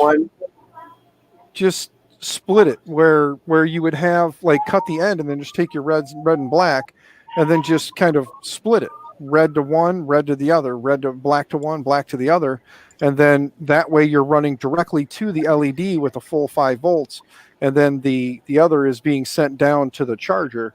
And again, your charger isn't putting out a full 5 volts anyway. You're putting out 1 point some volt, some half amp or whatever. So it's not going to be giving the phone a full charge anyway, or not a full charge, but a high voltage charge. My resin prints, I put in mean green in my ultrasonic cleaner for 3 or 4 or 5 minutes, and then I go to alcohol in my pickle jar. I douse them in alcohol real good, or rinse them out if they're hollowed. Then once I get all the alcohol out, then I take them over to the sink and I rinse them out, rinse them real good with water. Once they dry, then I throw them in my UV curing station for 6 or 7 minutes on the first side, 4 or 5 minutes on the second side when I flip them. That's how I remember why I don't like resin printing. So much work. Yeah, FDM, start the print, walk over, take the print off. If you have support, remove the support, you're done. You don't have to wash and cure, and you don't have to worry about potentially burning your skin. And That looks really good, Jerry. yeah, it does look good. Yeah. I mean, it has that. It looks better than FDM, but... But at how many different steps to get there? You know what I mean? Like, yeah. FDM, again, print the part, take the part off. You're going to have to remove supports either way, whether it's resin or FDM, if supports and you are can't required. put resin down the sink, so you got to have a way to dispose of it. Yeah. Can't throw it in the trash because that's illegal. Yeah. You're right. You can't put it down the sink and you can't dump it in the backyard, but you can take Clorox bleach and acid and clean your toilet and sink with it. So enough said on that one, but anyway. Then there's the trick of removing it from the build plate. That's where, Tim, that's where you're going to break down and you're going to go ahead and find yourself buying a Wham Bam flex mat for it. Yep. Oh, really? Yeah. Yeah, Wham Bam has or is selling the flex mats for the resin printers now. Oh wow! So okay, good to know. if you're feeling adventurous, go over to Wham Bam and see if they have it for your printer, which I believe they do, and then just order one of those. Follow the process, though. I'm not going to lie to you. Follow their steps to the T, so that this way, if something does happen, you can just tell them, "Hey, send me a new one for nothing." I've done a video on the Elegoo Mars. Wham Bam sent me one out from my Elegoo Sasha Mars. is showing off real hard over there. I've done a review on it, and the flex plate on the resin printer works awesome. It works great.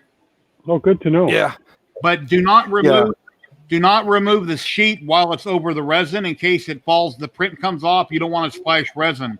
So I always unscrew the whole head. I set it down, and then I pull it off. But yeah, they work great. And I just take a blue shop towel. I clean everything up with that, and I put it back together on the resin printer. Start the next print. But I always take my plastic spatula. I run it through my resin real slowly to make sure there's no debris in it before I start the next print. Because if you forget something and start the next print, it'll come down. It'll crush. It'll make your lead screw will make all kinds of noise. You'll shut off your printer real quick, and you're going to tear a hole in your FEP. This really took it off. Simple. Hey, Sasha. Yeah. So now I'm going to clean it. Okay. Sure.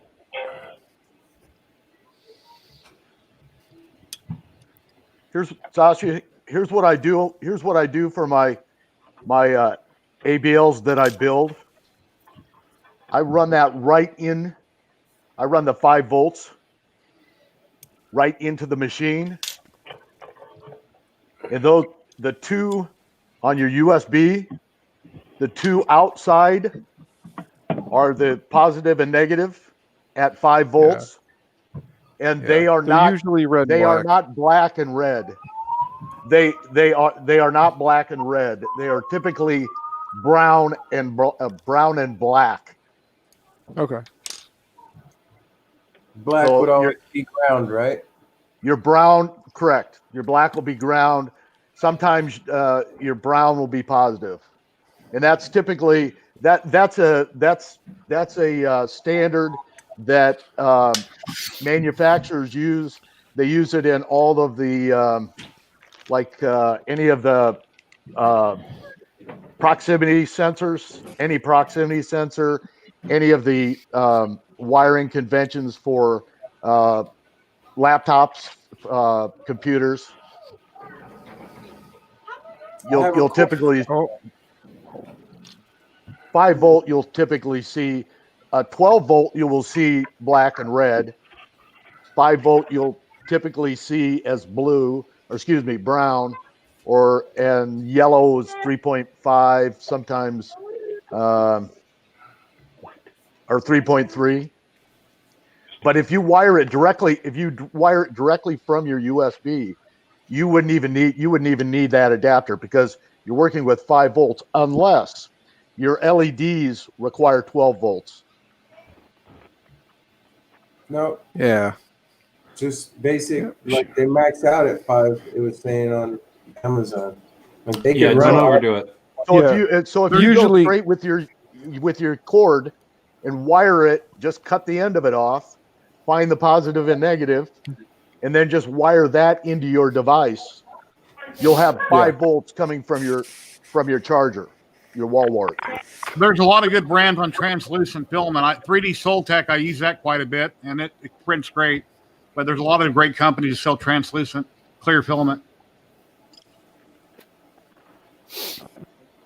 I buy most of my filament comes off Amazon. I guess the question would be, what type of filament? PLA, PETG? Yeah. You're always going to want to know what you prefer or what you're going to use. And then that kind of helps narrow down what everybody uses. Because I can tell you. Clear, you go PETG, since it typically is more clear after printing. More clear. Yeah. Yeah. Or translucent. So I've never tried PETG and translucent. I've only done PLA. All right, hold on. I actually have all this right here.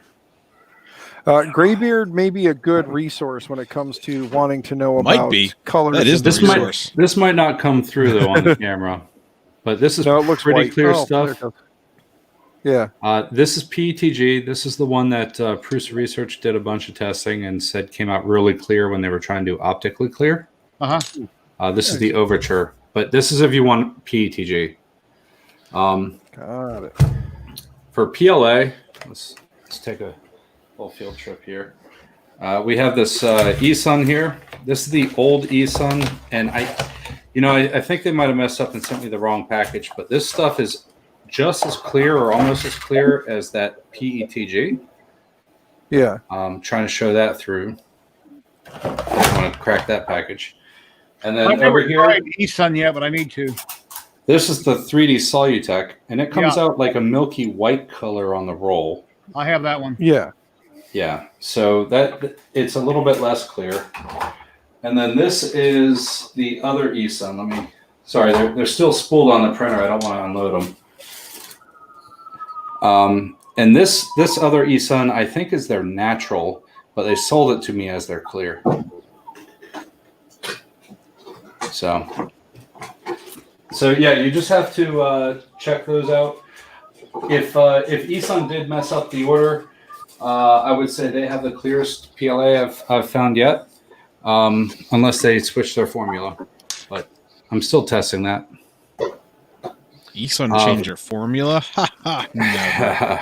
I know. Yeah, I hate that. I love eSun. That's my go-to. I love eSun. Yeah. I will never buy it ever again. But for PETG, I would probably just do the Overture. And then strict policy here: USA made filaments only. Where'd you buy Overture from? Amazon? I buy a lot from Amazon, yeah, and I'm going to buy a lot more from Print It Solid. Now that their color library is getting quite large. 42, baby.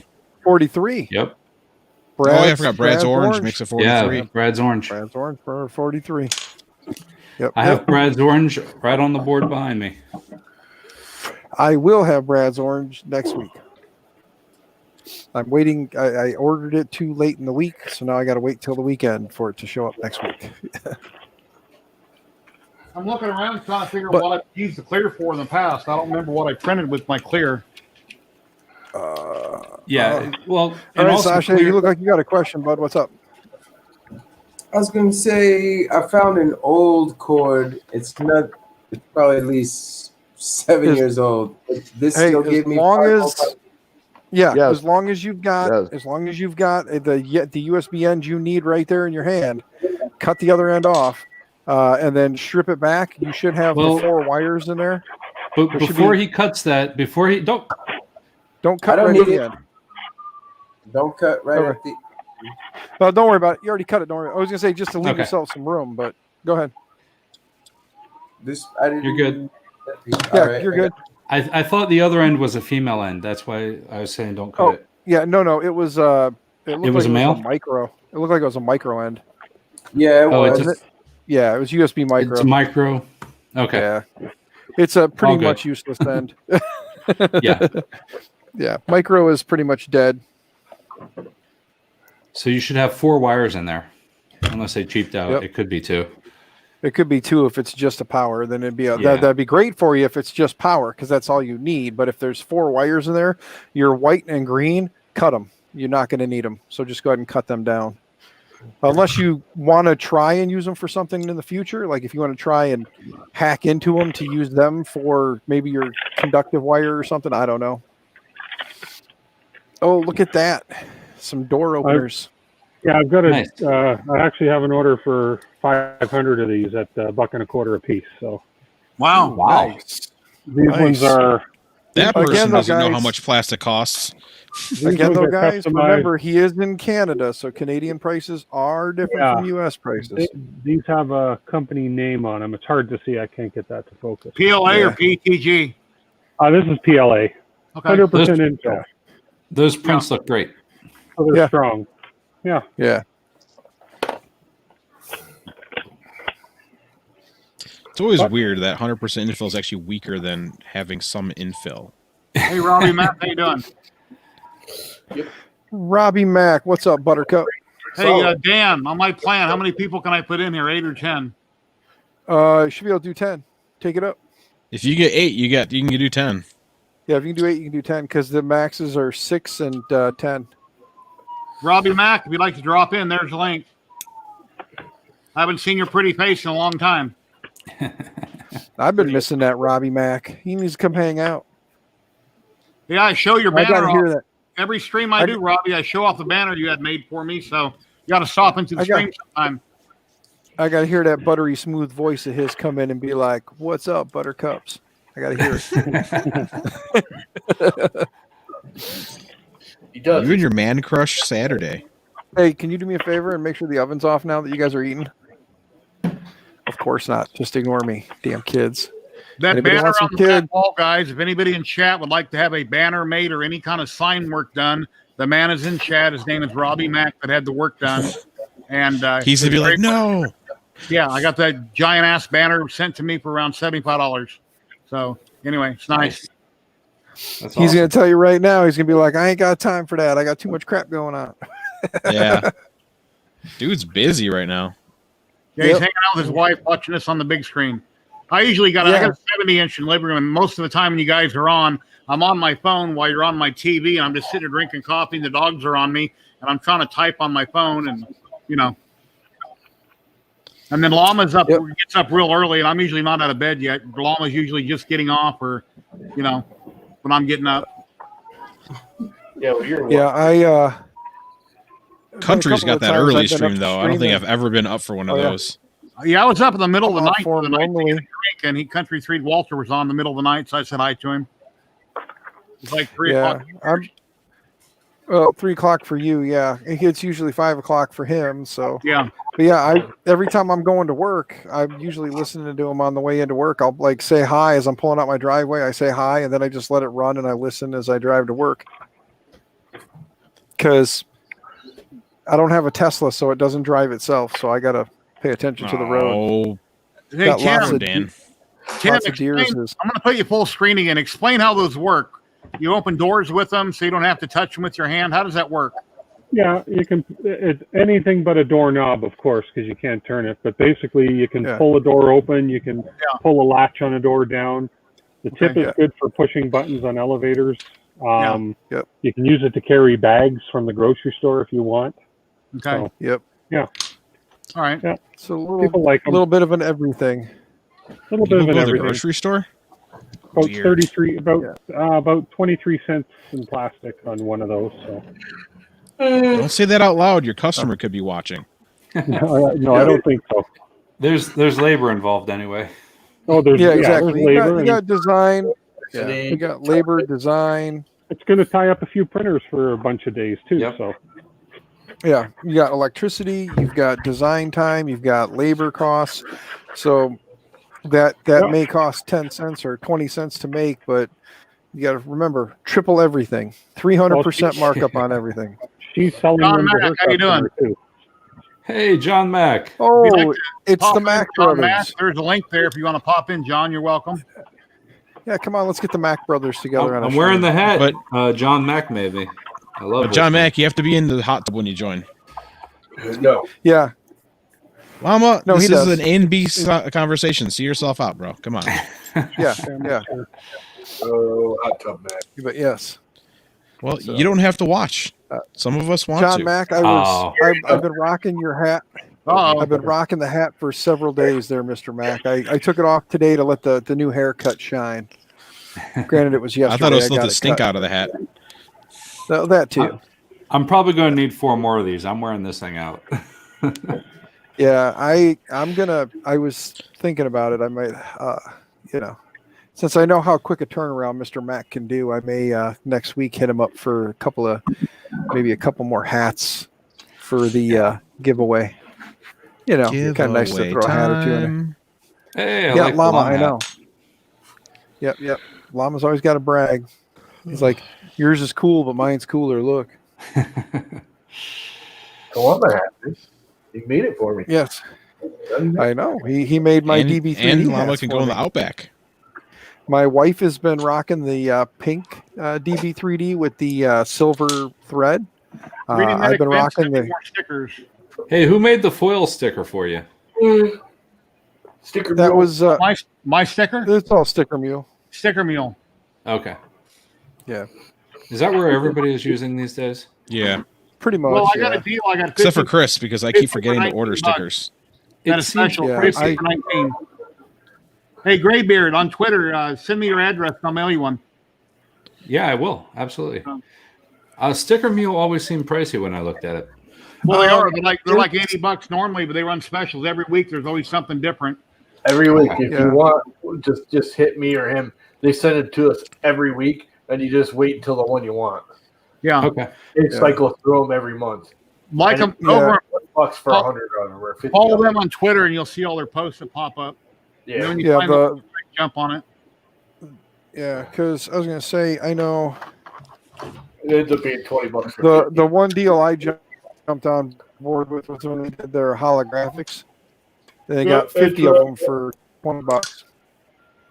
These right here, I got 10 of them So- for $20 when they didn't have. They had a dumb special, and then a few weeks later, they had these where you get 50 for $19. So my wife, myself, and my dog each ordered them with 3 different emails. So I got 150. Okay.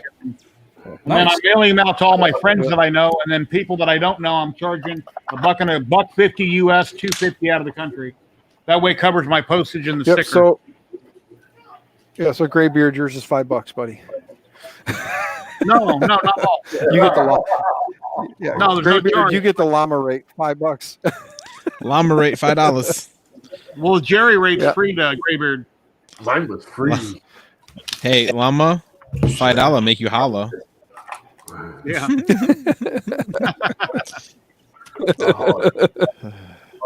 These stupid earbuds don't stay in. Good. Get better ears.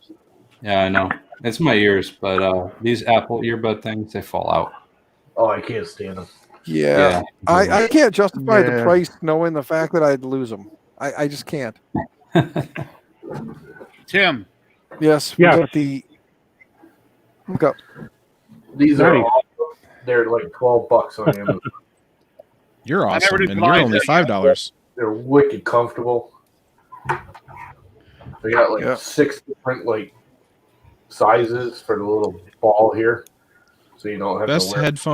Best earbuds I've ever bought were the Power Beats from Dr. Dre. Yep, they were really comfortable, and they're wireless. Power.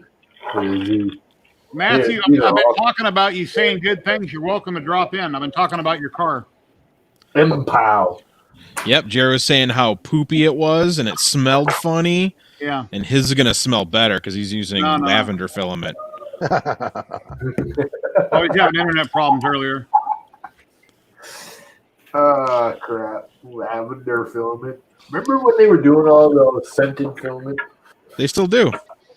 Yep. Protopasta every year will do something. Like last year, or 2 years ago, they reground the Christmas tree, so they made pine filament.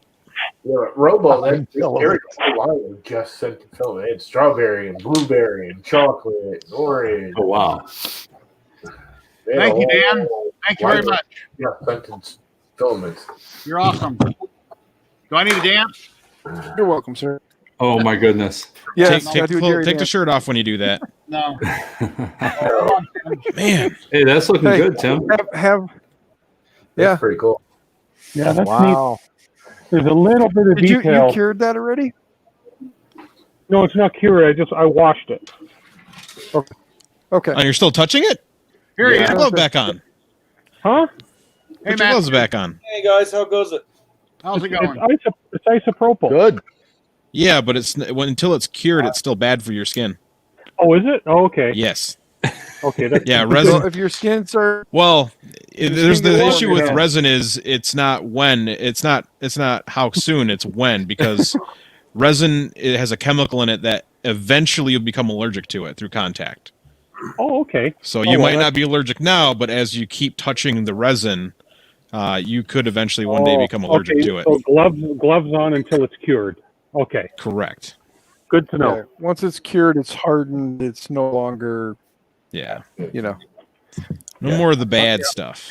Just At least let that's it what they drop. tell us. Yeah. When I first started resin Yeah. printing, I thought if I got it on my skin, it was going to burn me like acid, which it didn't, but you need to wear gloves. If you should Yeah. get it on your skin or handle it, you know, if you're used to chemicals, you can probably mess with it and just clean your hands afterwards, but you shouldn't. By practice, wear gloves and glasses. I was a Yeah, pressman. unless you want to be like many, my many buddy who's a years. professional action figure maker and he works with resin constantly, and Yeah. he's got some health issues now. Oh no, I worked with offset presses for many, many years, so I've had a lot of exposure to chemicals on these hands. But I don't want to take any chances with this. So thank you for the tip. Man, Yeah, that's how my dad was. He Just worked. have to let it dry and then I'll cure it. I'm busy. He used to build fuel controls for jet engines, so he was always with test fuel. Matt, so you his look hands- tired. Are you all right? Yeah, I'm fried, man. You know, I'm just plugging along, but it's Yeah. So you've been kind of active and going crazy lately, man. Here, let's get a good Hey, look I at was, your full screen. There you are. Yeah. makes for long days. Yeah. Oh, Matt looks handsome today, and also very red. Yeah, very red. Did you get done having whoopee with the wife? Come on now. Give me 30 seconds. The backlighting on the monitor will change, and then Mm-hmm. Yeah. skin tone will reassert itself. Can we get I've a heard that sneak peek before. of your Ecto 1? Yeah, hang on. Yeah. You're in for a treat. He's really taking this a long way. I'm like weeks behind him. Yep. Fly tying is so calming. The only thing calmer than tying flies is not tying flies. You don't know that. Look at that. Wow. Holy damn. Wow. Yeah, that thing is awesome. That's made a big jump since last time I saw it. Wow. Awesome. Yep. Yeah. I'm test fitting interior now, roof rack is printing, and then the first buck for the windshields printing now. So I got an idea. I went down to Llama, quit being a dick. Yeah. I went down to Hobby Lobby, and they had I don't know, like a 10-pack of those 8.5 by 11 sheets of shrinky ink. And so I'm gonna try running shrinky ink down and over that buck and see how it pans out. That and some baby powder. See if it works. You bought what from Hobby Lobby? You know what shrinky inks are? Like Oh, they- yeah. Yeah, like kids do it. Like make fucking keychains and shit. Yeah, you heat them up, throw them up, and they shrink. Yeah. Yeah, and so I'm gonna lay it down over that buck and see what a heat gun does to it, just for shits and giggles. I woke up the other morning thinking about it and thought, well, I don't know if it'll work, and I couldn't be bothered to look online to see if some other idiot had tried it or not. So we'll give it a shot and see how it pans out. But if it pans out, it might be a nice way for doing windows on the cheap. I've been watching a lot of videos on vacuum forming, and Adam Savage, I think his name is. I've been watching one he rebuilt, and I've been watching a bunch of videos lately thinking, wow, that looks pretty cool. I've never built one before. Yeah, I had one back in the day. I haven't had one for a long time, but for this project, that's my plan B. I ordered a DT2. I think it's an outfit out of like Australia, but they make a decent sized desktop little crank down vacuum former with a dual stage pump on it, and it seems like it gets really good clean pulls. So We'll see. I remember David Petzel had asked you about your vacuum former, I think it was, on live stream last week. And then I noticed that Adam Savage was talking about one that he was fixing up. So I watched a few videos on. Mine wasn't that different, except rather than having the heating element up top, it basically had, it was like a long rectangle with the hinged panel in the middle. Mm-hmm. So it swung like a page on a book. And I just went down to Goodwill. If you go down to Goodwill, go get yourself a cheapy convection oven and then gut the elements out of it. That works like a champ for heating up styrene and hips and ABS and and then it's just MDF construction for the rest of it, and aluminum L brackets for building your retention frame. It's not rocket science. That and I had mine running on 2 shop vacs, so you just do a power strip with both of them plugged in, so that you can run your heat off of one outlet and then have both the shop vacs plugged into your power strip, so you can just kick it on and you get a little bit more consumption that way. Yeah, I've got 29 people watching on YouTube and 1 person on my group watching. Thank you, everybody, for watching. Any questions you have, please ask. Marcus, that was stage 2 Bond 3M Bondo spot and glazing putty. You can buy it in like 6 packs on Amazon, and it's great for prints. Great picture of work hockey right there. Yeah, I'm getting tired. It looked like fishing went well for you. It did. I'm out. Bye, Llama. Later, All guys. right, everybody take a screenshot there. Yep. Here, stick your tongue out and lick the side of it so we can take a picture. I'm too tired for that. What's everybody else up to? Drugs. Holy hell, Sashi! I didn't realize, man. You're kind of a little bit of a big thing in 3D printing there, huh?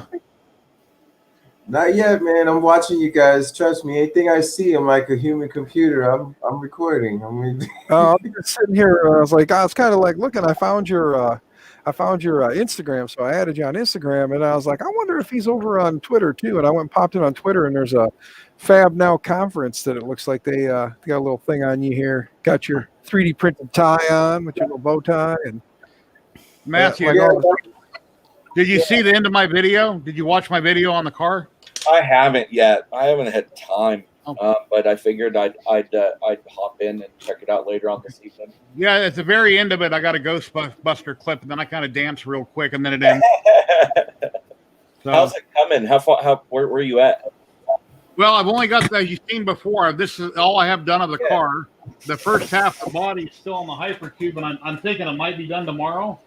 Yes. It's printing right around the dash area. Then it's just got the supports to go up. I'm only printing at 2,600 millimeters a second. I'm printing way too slow on the hypercube. And the other half is supposed to take like 10 days. So I've got the 4 tires done that are deflated. I've got the back door done. I've got the 2 side front doors done. I've got a lot of string I have to clean up. And the 2 back doors are almost done on the TiVo Tarantula Pro. They'll be done in probably an hour or 2. That's where Dan hangs out. And one thing I noticed, I printed this on my Ender 3 V2. This door is smaller than that. Is there supposed to be much of a size difference? Yeah, man. It's all over the place. And like I said, like if you watch mine, like I ended up taking a heat gun from the bottom of the window trim, just to kind of help nudge things over a little bit and tighten up the body panel lines a little bit, but scale wise, like everything has been jiving really, really well. And 250% scale, if you've got a quarter-inch drill bit and a quarter 20 tap, quarter 20 bolts seem to be like the bee's knees for all the door hinges and for the hood hinge. But the hood hinge is a pain in the ass to tap. He's using standard on us? Yeah. Freaking freedom units? What is this nonsense? USA, baby. Everything I could print in resin, I did. Everything else is too big for my little resin printer, so I got to do them all in PLA. So, and then I got Tech to sponsor me. They sent me 4 rolls of white. I saw that. That takes a nice dip out of it. Yeah, that saved me $100. I'm finally gonna get to dip my toe into resin printing, man. I pre-ordered. Make sure you wear a glove. That big mono ad. Or I will hunt you the fuck down. So you better have gloves. The EPAX mono, I think it's called.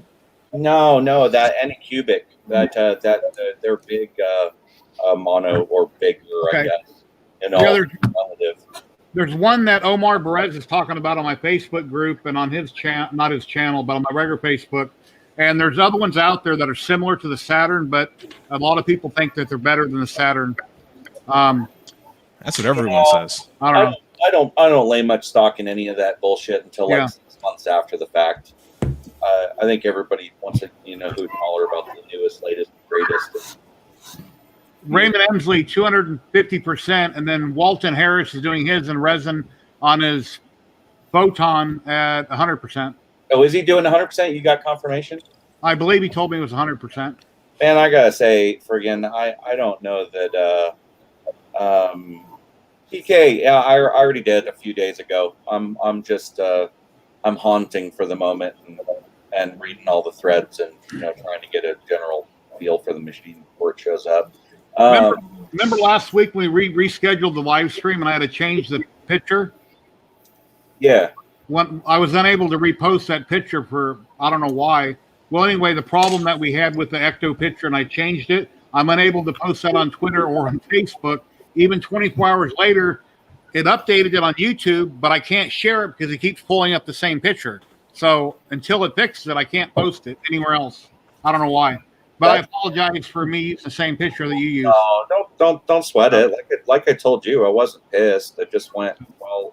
But I do plug you in the video, and I have a link in my video for people to come check out your car because you're so much further along than I am, and yours will turn out better than mine because you've been doing this for many years.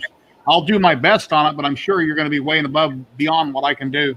Oh, don't make that assumption. It ain't over till it's over, and Lord knows I'm not claiming to be the best. Like I'm just doing. Well, I've never met the best. I know that you're better than I am, but we'll see how it goes. I don't know. The internet said Matt was the best. That's what I hold heard. up your hand like that. Hold up your hand like this. Go like that. I'm just looking forward to seeing a whole bunch of them out there in the wild, man. For folks that are like, fuck paying the collector's prices for the guy. Like, have you seen the price tag on the 1/6 scale Blitzway one? Hey, Marcel. 1,300. Like, no, thank you. I don't have that kind of disposable money. Like, this actually puts it within reach. Which is cool. I see that he included the Ghostbuster files with that to print the decals. Yeah. So I have that transfer paper like you used to use on models. You soak it in water. I haven't tried it yet, but I bought some like a year ago. I've got a laser printer, so I can probably print those out, and you won't have to buy them. If I can print them the right scale, then I can just mail you a sheet or however many you need. I got a buddy of mine with a vinyl printer. Okay. I just got a whole stack of them done in vinyl. But thank you for the offer. I think came out really nice and slick. Awesome. Yeah. Are they the right scale for your door? They are, yeah. I sat and did the measurements just to make sure everything was copacetic before I kicked it out to him. And I'm looking forward to tackling that aspect of it. I tell you though, like the last resistor that I needed, or pack of resistors that I needed, showed up today. So I'm gonna start slowly but surely laying the groundwork for the electronics, and I got the fiber optic cable in for doing the big control box in the, in the back end. But I don't have any micro drill bits anymore. I snapped my last one a while back and forgot to order more, and I don't feel like ordering more. So I think I'm gonna go the old school route. I think you're gonna see me with a pair of fucking needle nose pliers, a nail, and a friggin' propane torch, and we're just gonna heat it up and slowly melt through the buttons and then hot tip off the fiber optic cord with a soldering iron and call it good. Just do it the old school shitty way. But yeah, I'm looking forward to that, and I think there's a couple other spots that like I was looking at for lights that I think there may be some mods just to breathe a little bit of life into the dash and into the front face of that control box. It just needs a little bit extra oomph, I think. So if I do anything in a video that I've seen you do in a video and I like your process, I will plug you in the video and I'll say that I got this inspiration from Matthew Nicholas that has already done this car. No worries. Like I said, look, Jerry. At the end of the day, like I don't care about the plugging aspect of it. I just didn't want folks to get all confused. You know, like I just broke 400 followers, and I'm just trying to plug things along, and I've got folks that are following just because they want to know how to, because they don't know how to, and I just didn't want them to get their wires crossed and be hunting in weird spots for it. So, yeah.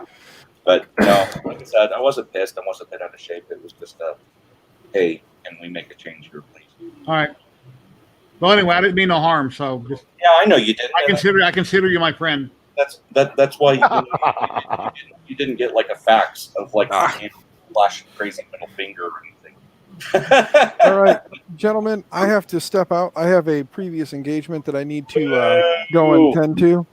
So thank you very much for coming by, Dan. Yeah. See you, Dan. Have a good one, guys. Good night, Dan. I'm gonna go hang out with Dan, so I'm hopping out as well. Uh-oh. Y'all have a good evening. We've got 28 people watching. Awesome. Heck yeah. Anybody in chat have any questions, please feel free to ask. Anybody on screen want to talk about anything, go for it. I'm talking about me heading out, so good night, y'all. Peace out, Chris. Marcel, what are you doing in here now? I just popped crazy Canadian. You and Tim being all Canadian. I Suspect. can't even imagine printing at 0.09 layer heights. That's gonna be interesting.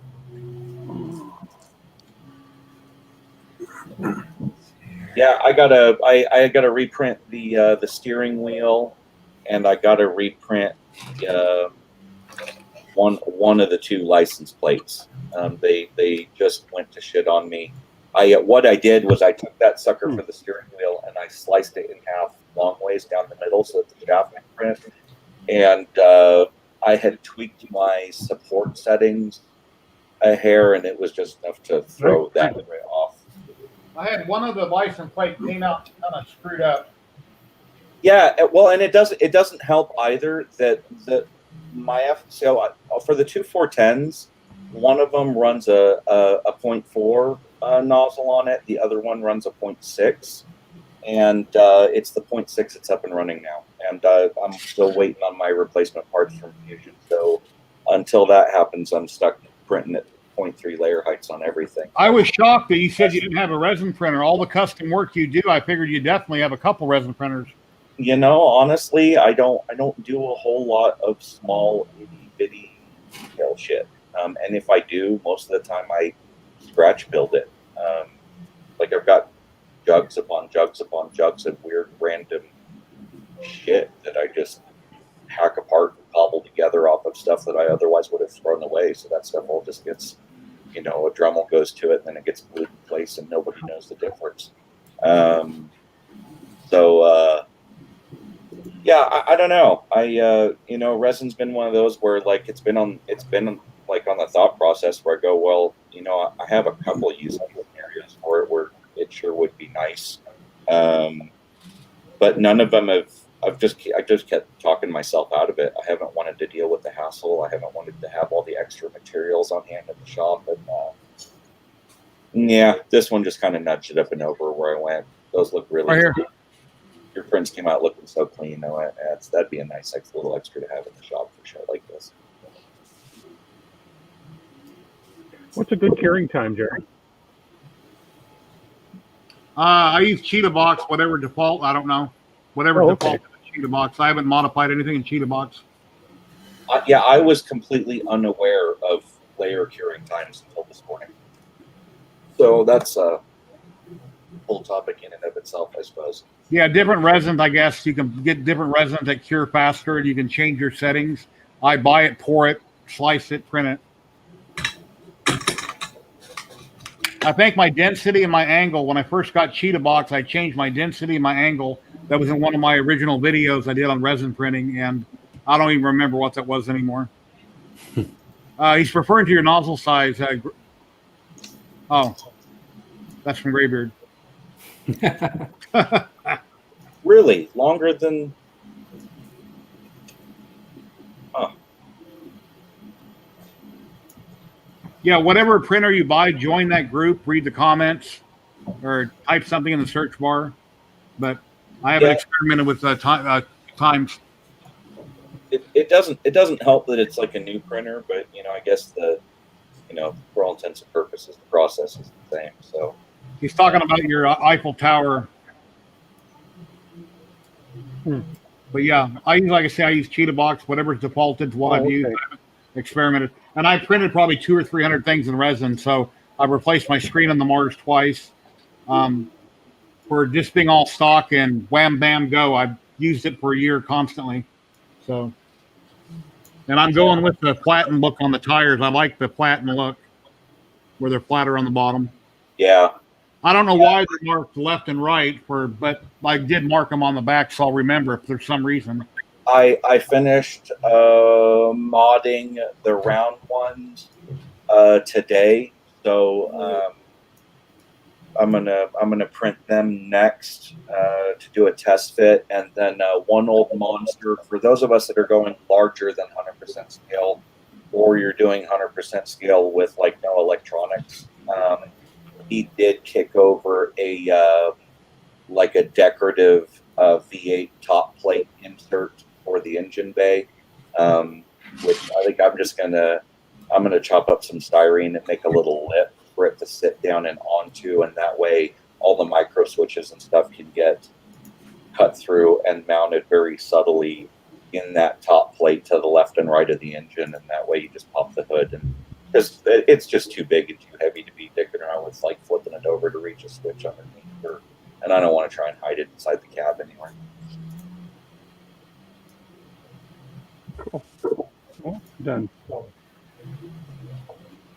I'm thinking about building my own Futurama bender and like getting him Nice. electronically built with servos and coming like a full 1/1 scale. Yeah, no, I want it to be like a child size. I don't want it to be like human, full grown size.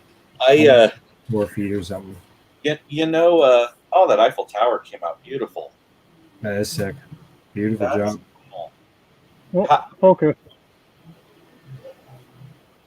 Yeah, there's a couple little railings that didn't come out. Tiny, tiny, tiny railings, but otherwise everything looks good. That's cool. Anybody in chat that has an answer, when you print with clear resin, it will yellow on you when you cure it. What's the solution to stop that from yellowing? Yeah, that's exactly what's happened a bit, yeah. Yeah, there's a way to make it not yellow. I don't know. I don't remember what it is. If you clear coat it before you cure it, or there's a way of doing it where it won't yellow. I just don't remember what it is. But if you clear coat it, I know that doesn't make sense, but I think I read that somewhere. But I'm wondering. TK is saying slowly cure it. You turn around and put it in it's rubbing alcohol? Isopropyl alcohol. Yeah, isopropyl alcohol. Which it seems to me like that would turn around and strip an uncured. Either it would strip uncured clear coat right back off, or you would let your clear coat dry, in which case, how the hell is that isopropyl alcohol doing you any good? TK saying slow cure it. It's been over cured. Robbie Max said it was cured too long. Over cured. Okay. I typically cure everything for 6 or 7 minutes on all my prints per side. Like for instance, this tire, which isn't clear, obviously, I'll cure it for like 7 minutes. It sits on a little, turntable that the UV oven turns. I'll do 7 minutes here. I flip it over and run it for 3 or 4, and then I'm good to go. That's what I do. Well, it's how you learn. But clear would have to be something totally different. I'm not sure how long is too long on a clear object. A couple, 2 or 3 minutes, guys, in chat? I think it would depend on how powerful his LEDs are. Okay. Too, yeah. So, question: I saw somebody post up a clear resin print here within the last week. It's been since birth, where they had actually managed to get it like damn near optically clear. Where was it posted? I would swear I saw it wander across my my Twitter feed. I'm gonna have to dig for it. I went to go hunt for it yesterday evening, and I couldn't find it to save my life. But it piqued my curiosity enough that I went. TK's 3D Prints, how you doing? I'm pretty good, mate. Hi, everyone. Nice to meet you. Hey. Anyone that's got a resin printer, I would recommend downloading the latest version of the ZYLTECH slicer. Yeah, everything that I was reading on the group, everybody was saying that beta version of the ZYLTECH was better than using Cheetahbox. Than using Cheetahbox. Which slicer really was sharp. that? But question, I haven't checked yet. Wow. That's 0.9. Is that compatible with a Mac? That's beautiful. I think there is. I think there is a Mac version. Good. Wow. Beautiful. That layer height 0.9.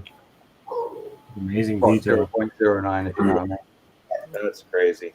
How do you spell Lychee? L-I-C-H-E? Lychee, I believe, isn't it? Yeah. That took just 2 hours to print. That's amazing. Wow. I need to go look at the bed dimensions. Hey guys, can you hear me? Yep, we can hear you. Yeah, Can't we you? can hear you. Okay, sorry, I don't know what's going on with my camera, but You're right there. it won't show any video. I got to run, Jerry. That's cool. All righty. Catch you next time. Thank you very much for stopping by, Tim. I appreciate it. Thank you, everybody, for the tips on the resin. Thank you. Thanks for stopping by. There we go. See ya. Let me full screen in. There you go. Wow. Jeez. Beautiful. Again, 0.09 layer height. Wow. That's nice. Yeah, that's. And the supports in the ZYLTECH are fully custom. You know, you can do everything with them. It's like they've gone through every slicer and gone, oh, we like a little bit of what they're doing with that supports and that, and they've just brought it all together. Yeah. You know what I mean? All the support system's brilliant. You can even alter them just by clicking and dragging, and you can put it on the model and do all sorts with it. That was called light what? Lychee. If you're going for the, if you've got a photo mono, download the beta version, which is 3.5, I think it is. 3.1.7 is the Marcus, as far as Bender goes, you know, there's that one Bender model that's on Thingiverse that's basically like Articulated. the round arm and leg pieces with the ball pegs on them, and then it's got the whole chest cavity with like the print in place door that you just filed a couple of times. I've done that one in small before. I was sitting dicking around with sizing that model up the other day just to figure out how big I could go with it. Yeah. I'd be interested to see how well those joints pop together. Very nice. I remember I wouldn't use those because I would want to use servos, so I'd have to rebuild the arms and legs. Yeah. No, sorry, not talking about that. Talking about me playing around with the idea. Wow. Beautiful.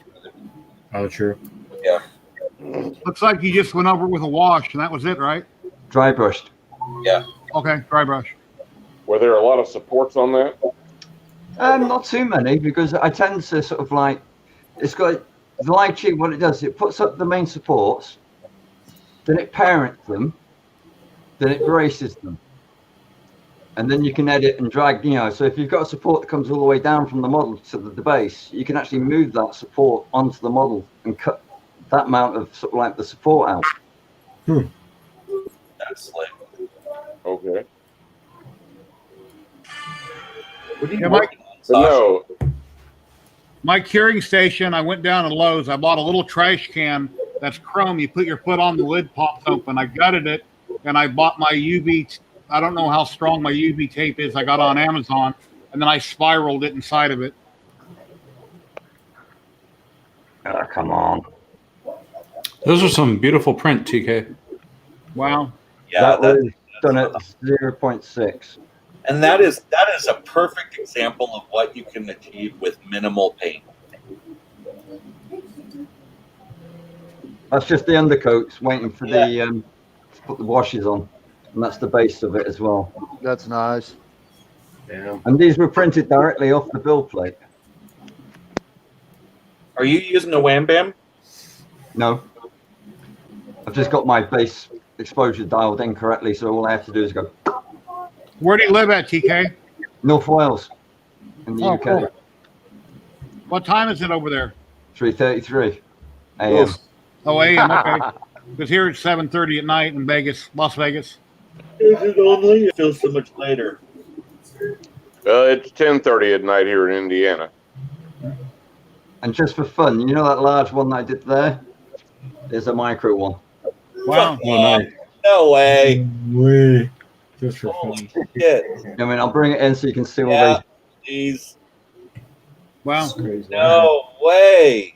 You're a member of my Facebook group, right, TK? Yeah, I think I'm actually in it. Okay. 3D printing and painting? Yeah, I think so, yeah. Okay. That's cool. That is cool. And the exposure on most of these was 2.2 seconds. Sashi, what are you wiring up? Lighting of some kind. Let me take a couple pictures, Marcus, and I'll show you that. I'm trying to make this lamp lithophane little project I have. I've broken it apart. I'll show you. I'm trying to make it a touch sensor with this copper tape, and it starts to work, doesn't work. You got a loose connection somewhere. I do, and I kind of suck at soldering, but it's a 3-part lamp setup that's going to be like this.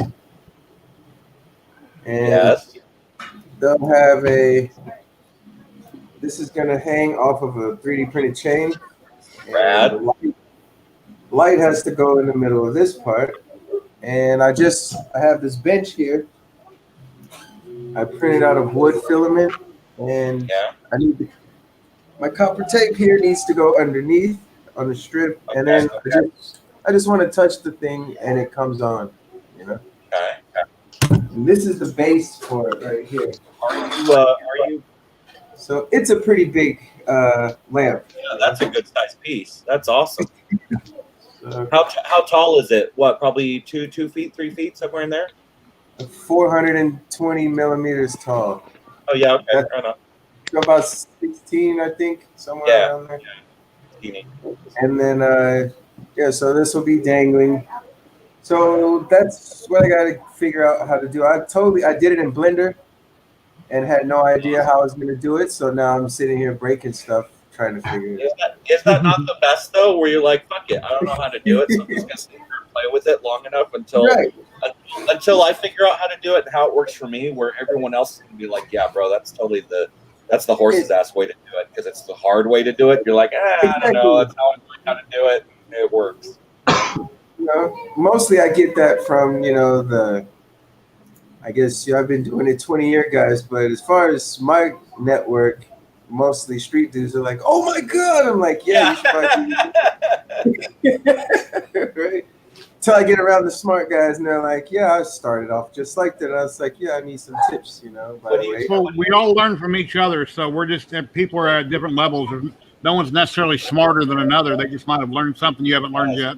Indeed. What do you struggle with on the soldering? I do acknowledge people's experience as more than their education.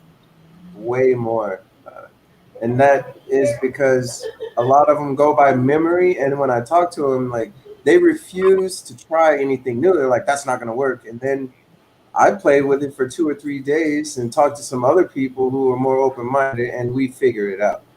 And I run into that a lot because I don't mind breaking it, and it seems like I'm not down in the education because I'm going back to college one day. So here's my curing station right here, Marcus. This is what I use.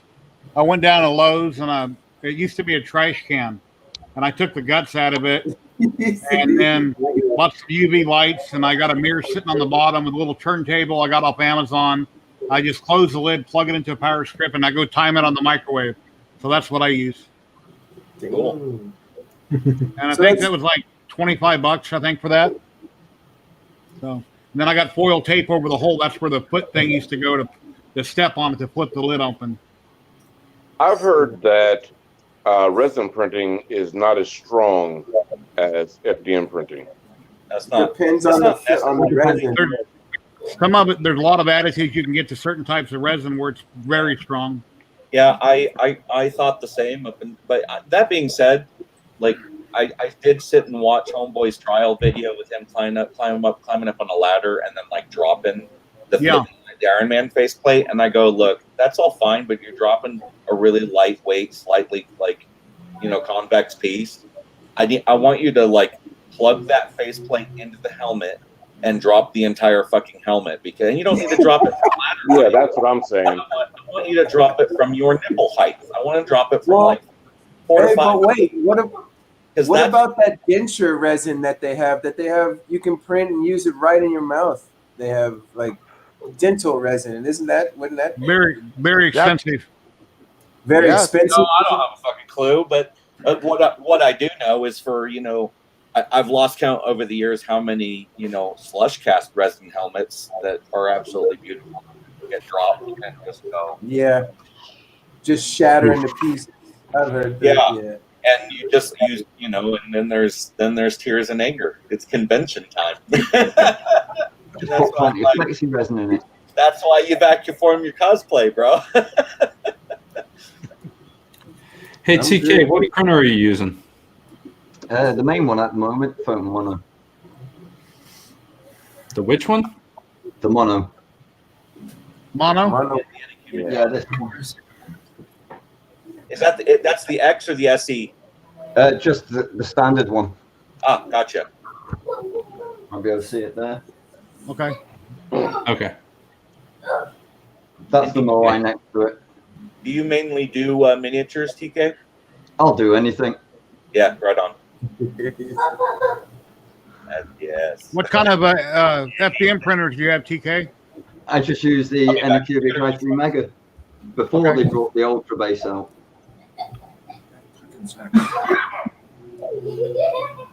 I hate the Ultra Base.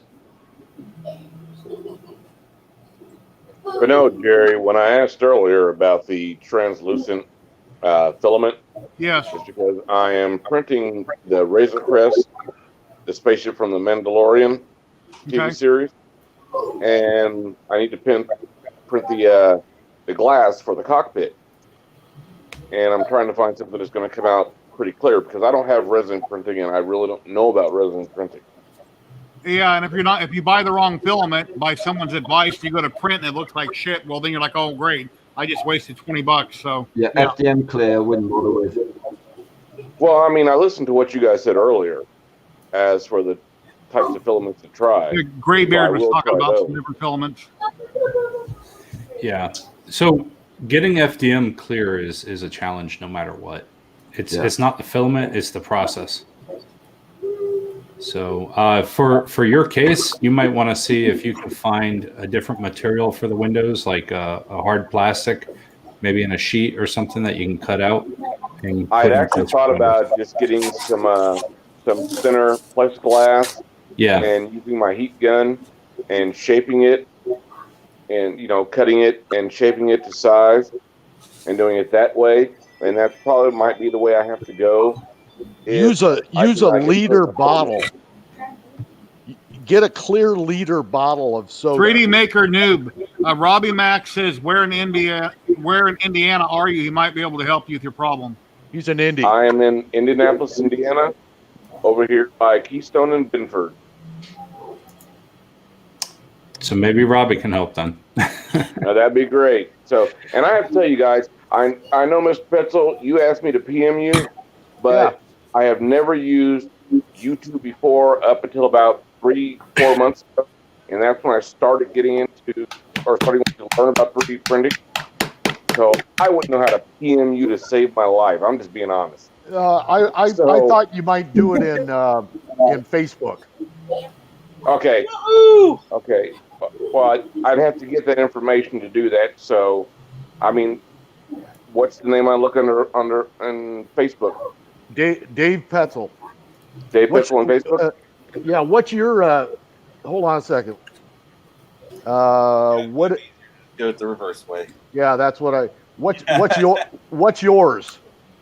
Okay, I'm on my phone. Let me get on my computer real quick here. I've got his email. I got his email. I can put in comments. Yeah. What's your Facebook? Yeah, Mr. Pitcher. Hold on one second. Let me go over here and get it real quick because I'm on my phone. My computer's on my TV. So let me do this real quick here. John, what are you working on? I just sent you a request, dude.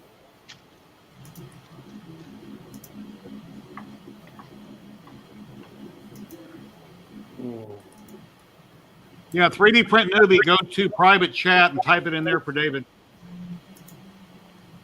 Okay, how do I do private chat on this on the right here? side of your screen, it says private chat. Just click on it. It opens up a window.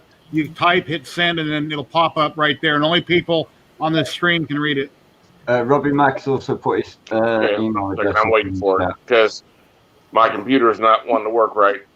So hold on one second, please. Okay, where are we at here? Yeah, here we go. Robbie Mack is in Linston. He said to email him at Robbie Mack. Yeah, write that down. It's on the screen when you get a minute. 3D Print Newbie. Okay, 1 second, please. 1, 2. It's like I just got out the hospital. It's like everything in my house is screwing up. Uh-oh. Hey, Newbie, can you hear me okay? Yeah, I can hear you. Okay, so you can take a clear liter bottle of soda and you can cut that to shape, and then you can use a heat gun and you can actually form that over a piece of balsa, or just make a little pattern for it. And you so I don't need to go I don't need to go buy any plexiglass. No, the most of your bottles are made out of PET-G. They're a PET plastic, and if you can get a hot enough heat gun, it'll shrink just a little bit, but a liter bottle with a smooth wall on it, you can take a pair of scissors and just cut that up, and then form it, and then you can trim it down to whatever shape you want. Okay. Yeah, I was just trying to figure. My hands are. I don't have the steadiest hands because of my ALS, but I've been taking my time. I mean, what would normally take somebody 2 days or 3 days to do, it might take me a week and a half to do. But I'm trying to take my time, and I really want the cockpit to be shown. So that's why I'm trying to get the clear cockpit glass for it. So, but if I can use the clear soda bottle, then that would be great. We use that all the time, and when we're doing large-scale airplanes, we use that to make. I did a Spitfire, and I did a ME-262, and to do the windows, I just cut up a soda bottle, and then just took a commercial heat gun and just blasted the hell out of it. Got it fairly flat, and then just made a pattern with the convex shape of the window, and then I actually just let it form itself to that shape, and it'll shrink up just a little bit, but it's thin enough. And then if it doesn't work the first time, you just throw it away. You get a new bottle. Yeah, most definitely. So you can play with it. That's the same way with Matt. Doing the car. That the goal is to have them be a little bit thicker. And I think that's probably what I like. That's why I was thinking about the shrinking thing. Typically, I got to grab a drink. Come on, man, get off my keyboard. Gosh darn it! I'm sorry, guys. My dog just stepped on my keyboard. So, but it also process. Yeah, well, he doesn't. He has to be around me 24/7. He's trained to protect me. He's my companion dog and my service dog. So, and he thinks he has to sleep up here at the top of the bed with me, and just stepped all on my keyboard and screwed up my computer. So I will just have to figure this out later on. I'll be be curious to see how it pans out, simply because I haven't tried it before. So it was like $12 for like a 10-pack of those 8.5 by 11 sheets. So we'll see. But I'm going to film it, so I figure either it's going to work great or it's going to fail totally and utterly miserably. In which case, then it'll just be out there as don't do what this idiot did. Hey Matt, there's also a guy in Lenore, Illinois. The company is called Dynamic Balsa. Yeah. And he has a vacuum former. He's a professional maker of canopies, and you can send him a 3-dimensional sheet of the form, and he will vacuum form heavy clear plastic to your sheet. And then you just trim it. That's what I was saying. Like I ordered that DT2 is just the right size to be able to do. I think the windshield on Ecto is the largest piece, and on there. And so that sucker is supposed to show up, I think, sometime next month. I just snagged it off of Mad or Hackers, I think it was, and it was back ordered. Yeah, so there.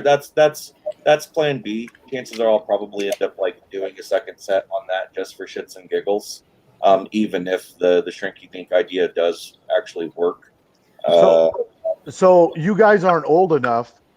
Jerry is probably only, he's close to my age. 56. Okay, but back in the day, do you guys remember? The little vacuum form machine that you would have a heated sheet that went on one side, and then that would heat up, and then you flipped it over real quick, and then you pumped it. It was made by Mattel, I think, and it was called vacuum form. I don't remember that. I remember the metal molds you used to have that you put different types of liquid, like you're making fishing lures. I don't remember what that was called. Creepy something, or it's like an easy bake oven, but you had a metal tray and you poured liquid in it, like rubber. It's Mattel. I can't imagine trying to do that with a hand pump. My God, you'd have to use such thin. No. If you have a positive seal, a hand pump will go super fast. Or you get the wife to do it for you. That plastic cools so fast. You try to do anything with any kind of detail in it, you're boned. Jerry, some of us don't have a wife. Compound curve. Some of us wish they didn't too. Also, hey, quit it. I don't know if you want to say that. Yeah, she's on the. I got 2 dogs that protect me.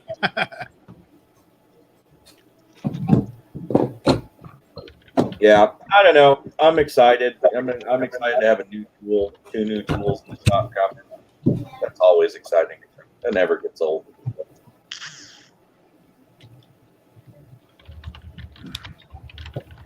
Anybody watching in chat, if you have any questions, please ask. Please hit the thumbs up or the thumbs down and a comment, share the video. I'd really appreciate it. And Tuesday on my live stream, I'm having Trevor McIntosh. He's going to be on Tuesday at 5 o'clock Pacific. I'll be live with Trevor McIntosh. He runs a 3D printing company and also a Facebook group where they resell Amazon return printers and resin printers. So he'll be real interesting to talk to Tuesday at 5. I haven't made the post yet. I'll do that tonight or in the morning. David and Jerry, I know that you guys, we talked about the Ender 3 Max, and you guys were suggesting just go ahead and get the CR10. But right now, they have the Ender 3 Max listed as like $400, but it's not a for sure price. So if it drops below $400, would that still be a better deal to go with, or should I still go with the CR10? I'd say my friends have Ender 3s. They're okay. I don't. No, I have Ender 3s, but this is the Ender 3 Max.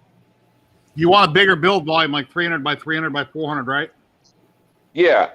And you guys were suggesting just go ahead and going with the CR10. The only reason I would suggest the CR10, the original, is because I bought that 3.5 years ago, but they've got newer versions out at different price points, and I do not have anything current and new, so I can't suggest on the newer equipment. Okay. But the older CR10 works great. I have no problems with it. It all depends what you're looking to do, how much money you want to spend. I watched Joel the other night when he did his unboxing and review of the Ender 3 Max. Hey, Mike, how you doing? There was a link in his page to go and see the Ender 3 Max, and they had it listed at $400, possibly $459, but everybody's saying it'd probably be less expensive than that. So I'm just wondering, do you go with the CR10 or do you go with the other one? I'm using the CR10 Max for my 400 size prints, and I can print like that. The Boba Fett Samurai helmet I have, I did that one all in one on the CR10 Max, and I think the detail is pretty good because I'm using. I'll show you. This is a. That sucker's a trip, Dave. This is printed in. This is a 0.6 millimeter nozzle on my CR10 Max. It took 3 days to get it. Let me get you guys a light here. Hold on. As far as ease and my network of people who have the printers, I give them my print settings, and their other printers are pretty much like we're all just copying stuff we see online. But I think also goes as far as like your G code, because I've been recently using people's G codes for just prime the nozzle, home access here, or do like little things that G code does. Yep. And even though I'm using Simplified 3D, I don't understand what it all says, what it means. I will copy, paste, and then remove things, and my printer has gotten even better. So, well, one thing that I have learned is that there could be 10 people, and all of them have the exact same printer. And when you go to print something, the G code that they say they used might not work for your printer. Yeah.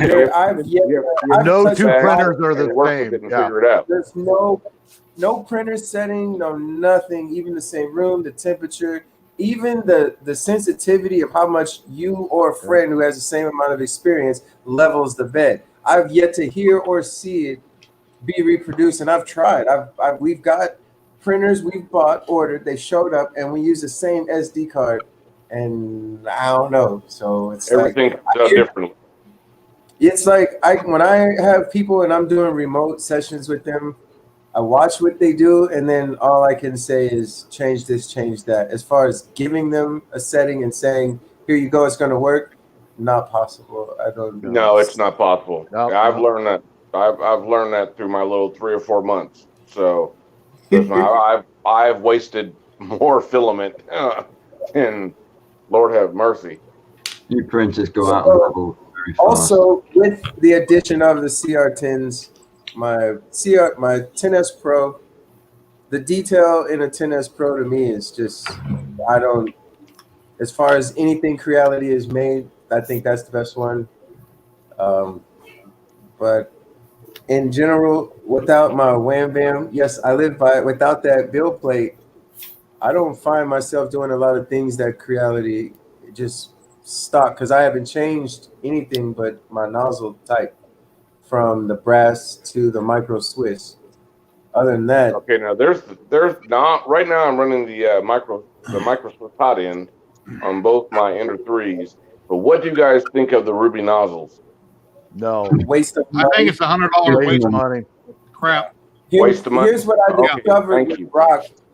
Whenever you start chiseling into like minerals or things like that, there's no way to bore a crystal or a rock like that perfectly smooth like you're going to get out of your regular nozzles, even if they're using those fine tip pieces. So you're going to get, unless they're doing some special stuff, right, you're going to get, it's going to clog faster than regular nozzles just because it's always catching on the way out. It's just, it wasn't. And then it's not, Ruby nozzle is not a full Ruby nozzle. Don't let them fool you with that.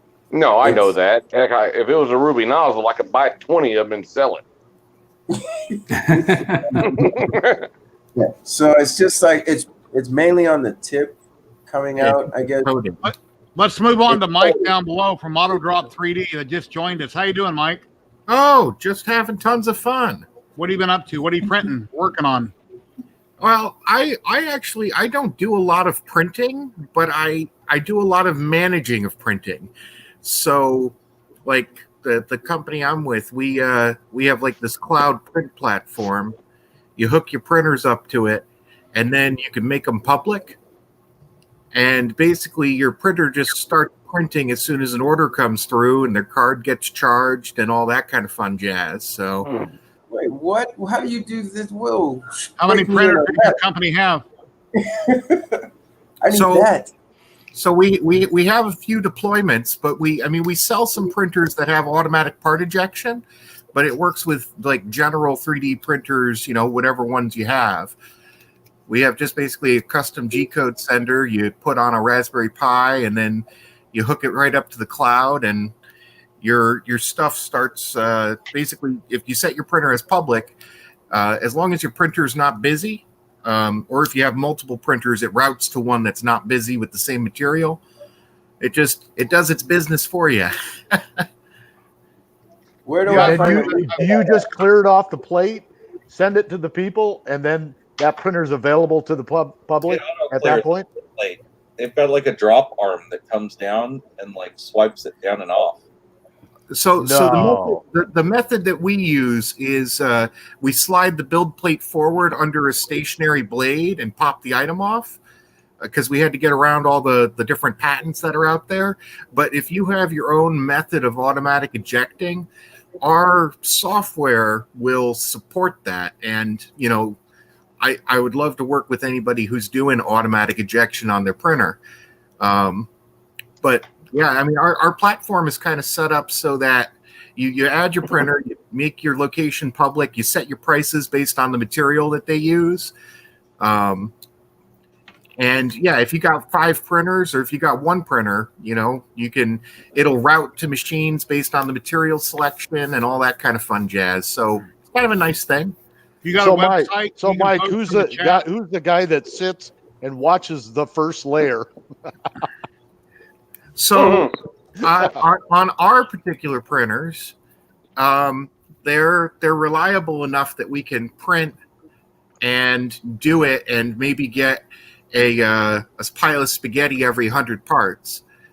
But whatever printer you have, if it's like the Prusa or something which has automatic bed leveling, or if you got your thing dialed in, as long as you got your printer dialed in, it'll just start the print, and you can it'll basically flash a light at you. You hook up an LED onto your Raspberry Pi, it'll flash a light at you until somebody comes and removes it and hits a button on the printer, and then it goes on to the next print in the queue if there is, or it just goes into an idle state waiting to start up the next job. Okay, well, I have a question. You can have your printer dialed in, but eventually it's going to change. So, like you said, who is sitting there watching the first layer? So for us, nobody. But it depends on your printer that you have, right? If you have a good printer with a good auto leveler, it works perfectly every time. Yes. We're what using. What if they send a file that has not enough supports, or a corrupt file? So the way our service works, right, is you only upload STL files. Okay, and the slicing happens on the server, so you can't have somebody upload malicious G-code. You do have the option to turn support material on or off, and if you have support material off, right, there's the potential that the print fails, but that's on the customer. They're going to pay for it. Gotcha.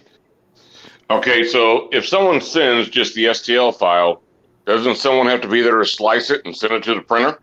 No, that's the magic of the service, Yeah. It slices the file all online. I could do a quick little demo if you want. Sure. That's up to Jerry. Yeah, if you guys want to see it, sure. I'd like to see it. Hell yeah! Shoot, what are we waiting on? What's going on? Yeah, share your screen. I'll put it up. Yeah, hold on a second. Let me just close out some tabs. Jerry, my son sent me the same skull to use as for my desktop background. Yeah, I just Google random pictures every week and find something that looks neat. Yeah, you always got something cool. Let me know when you're ready, Mike. Yeah, I am good to go. Okay. Okay, so this is basically the AutoDrop platform, right? You users basically sign up for an account, and they can upload their parts, or you can actually design a part in the system. So I'm just going to go and I'm going to design a part real quick. So let's. How much does it cost to sign up for an account? Accounts are free, and you can run printers under your personal account for free right now. We don't expect it to change that anytime soon. Basically, you can make your printers public. Public printers are you get the cloud service. Basically, everything's for free because we're handling the credit card charging, and that's how we make our money. But if you're using it for like a makerspace or a school or something, and you want to have it only limited to the users that you manage, we charge $10 a month per printer. Wait, so $10 a month for me to set up my printers here, doing the same thing you're doing at my house. You're saying? Well, if you make your printer public and you want to charge for people to print, it's free. Right? Okay, so what happens when somebody sends something through that you are not comfortable with printing? Well, you could reject that. You can turn on optional moderation, right? I'm not going to lie. The first time we put this thing online, we didn't have more cocky. What was that? I said without moderation, you just end up with a plate full of dicks from more cocky. Thank you. That is That's what I'm trying to get at. That's definitely going to happen. That is exactly what happened when we did it. When we didn't have usernames. You think I'm joking? I ain't joking. Oh no! I bet that you're not. Yeah. The guy's he's notorious online for that stuff. There's wow. So yeah, over at the makerspace where I was at, that's what we did first time. We had it with no usernames or passwords or anything. It was just upload an STL file and go to town. And I ended up with a giant pile of fun toys. So here, yeah, this is all inside the browser, just so that you know. You can see that I'm just drawing something in the browser here real quick, so I have a part to demo with. So there's my part. It's going to tell me once it's done slicing how big it is. So I actually want this to be maybe a little bit smaller. You can scale your models. You can upload an STL. There's all sorts of different things that you can do with this, right? It gives you a generic slicing preview just so that you can verify that your model is going to look right. And this is what a user should do basically before they hit that submit button to say, hey, I want to actually get this made. It does get sliced per your individual machine when it goes through. But yeah, so there's the G code. Does the person sending you the file slice it, or do you have a program that automatically slices it for the individual machine? It slices it on the server on our back end for the individual machine. And I can show you the machine management after I do an order here. So that's my model. I can edit it, which is kind of cool, and create models in here, or I could just upload. So right here, I'm going to hit create order. Right. I'm going to send it to my local makerspace. Now, my local makerspace, because I'm a member, the price is $0, but you'll see kind of how that works here. So right here, it would put in the price based on the cost of material that you had set up for it. And it would give you your total cost of your order. And you can actually do assemblies, so you can order a whole batch of parts all at once. So I'm going to hit just approve order. And theoretically, if I refresh here, it's already on the machine. So it just started actually printing. And in a little bit, I'll have a picture here which shows me, the progress as it goes. And it tells me my percentage done and all that. So if I want to look at managing like printers, I'm going to go over to the makerspace that I'm a part of. And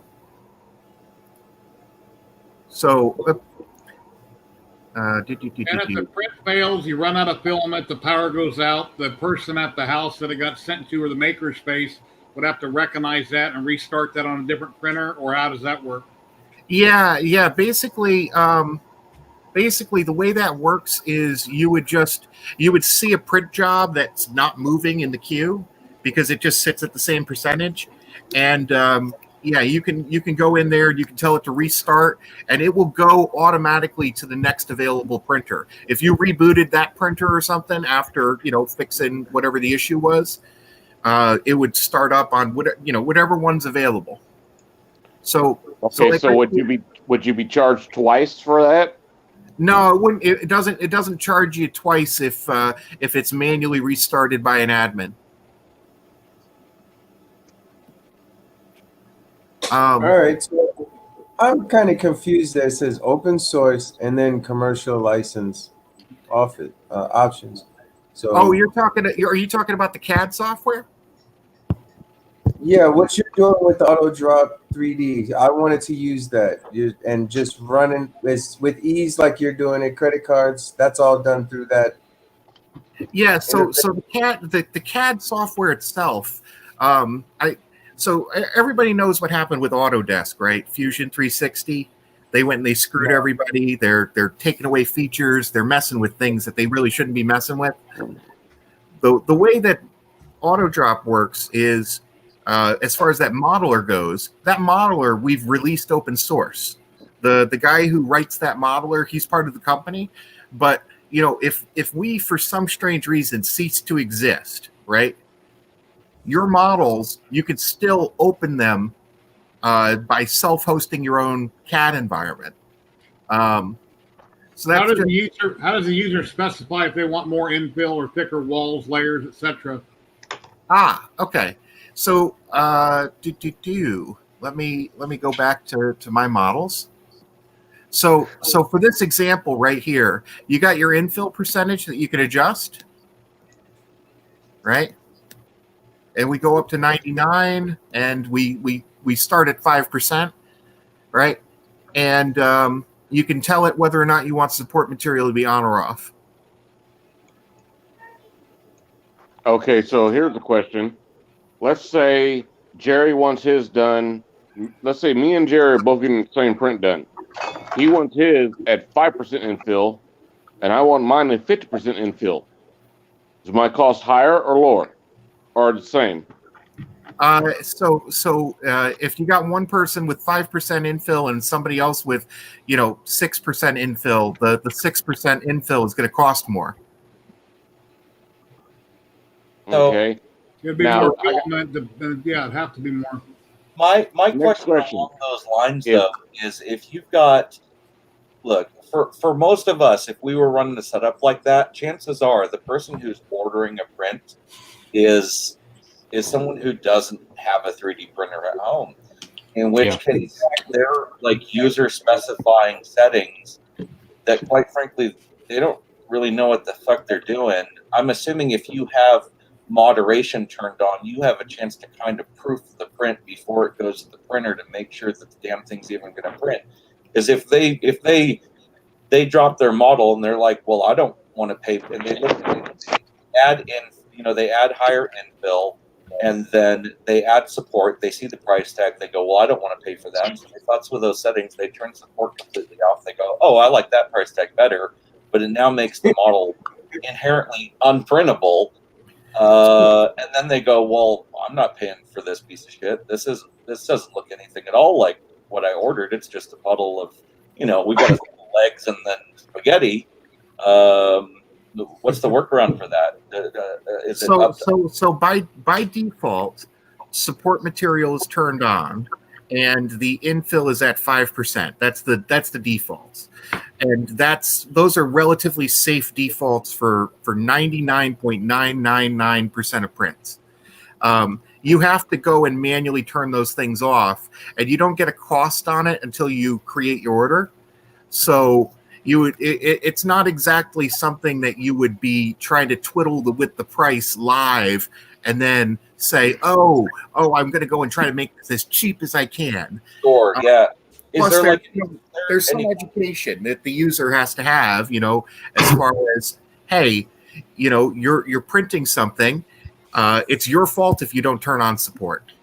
Yeah, that was my next question, is there any kind of like pop-up dialog box, a warning box that lets them know if they untick that box, hey, look, your print's probably not going to print successfully and you're still on the hook for the price tag.